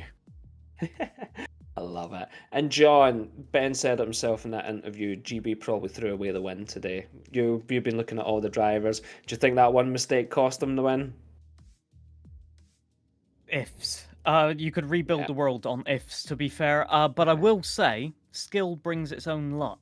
And I know that because I've had a lack of skill in the past in competitions and I haven't had any luck. So for Ben to say it's all luck, I disagree on that. You've got to sort of know your strategy, know what you're doing. And if you're in the lead going on to the last lap, you give yourself the best chances to just defend that position. That's exactly what happened. So I think GB had a chance. It's a 50-50. It always is. But he used that 50-50 up and it didn't go in his favour today. But he'll be back. He'll be back fighting. And I have to say, it's one of those incidents where you look at the battery and you go, that's the main cause. So just emphasizes the importance on being careful and being conscientious of drivers around you. You've got to you've got to be alert, but not necessarily only on the street circuit. Let's put it that way. Yeah, as you're right, you make your own luck. That's the way it works in this world. You've got to be in the right place at the right time. And sometimes you've got to be smart enough to be in the right place. All right, if you've enjoyed any of these beautiful people in front of me, TK, Tom Wilkinson, John Harris, then you can find them at their respective channels. TK, where can we find you? You can check me out online at They Call Me TK, sometimes with a little underscore in front of it because someone stole my name. Oh, raging. Mr. Wilkinson, where can we find you?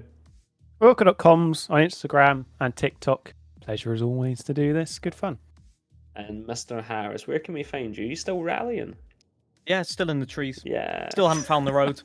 I've been mainly trying to figure out the new rally games, as they say, and it turns out they spin quite a lot. So you'll find me everything at Is Amusing or via the various clips that you see online of me spinning. Yeah, I should really stop that.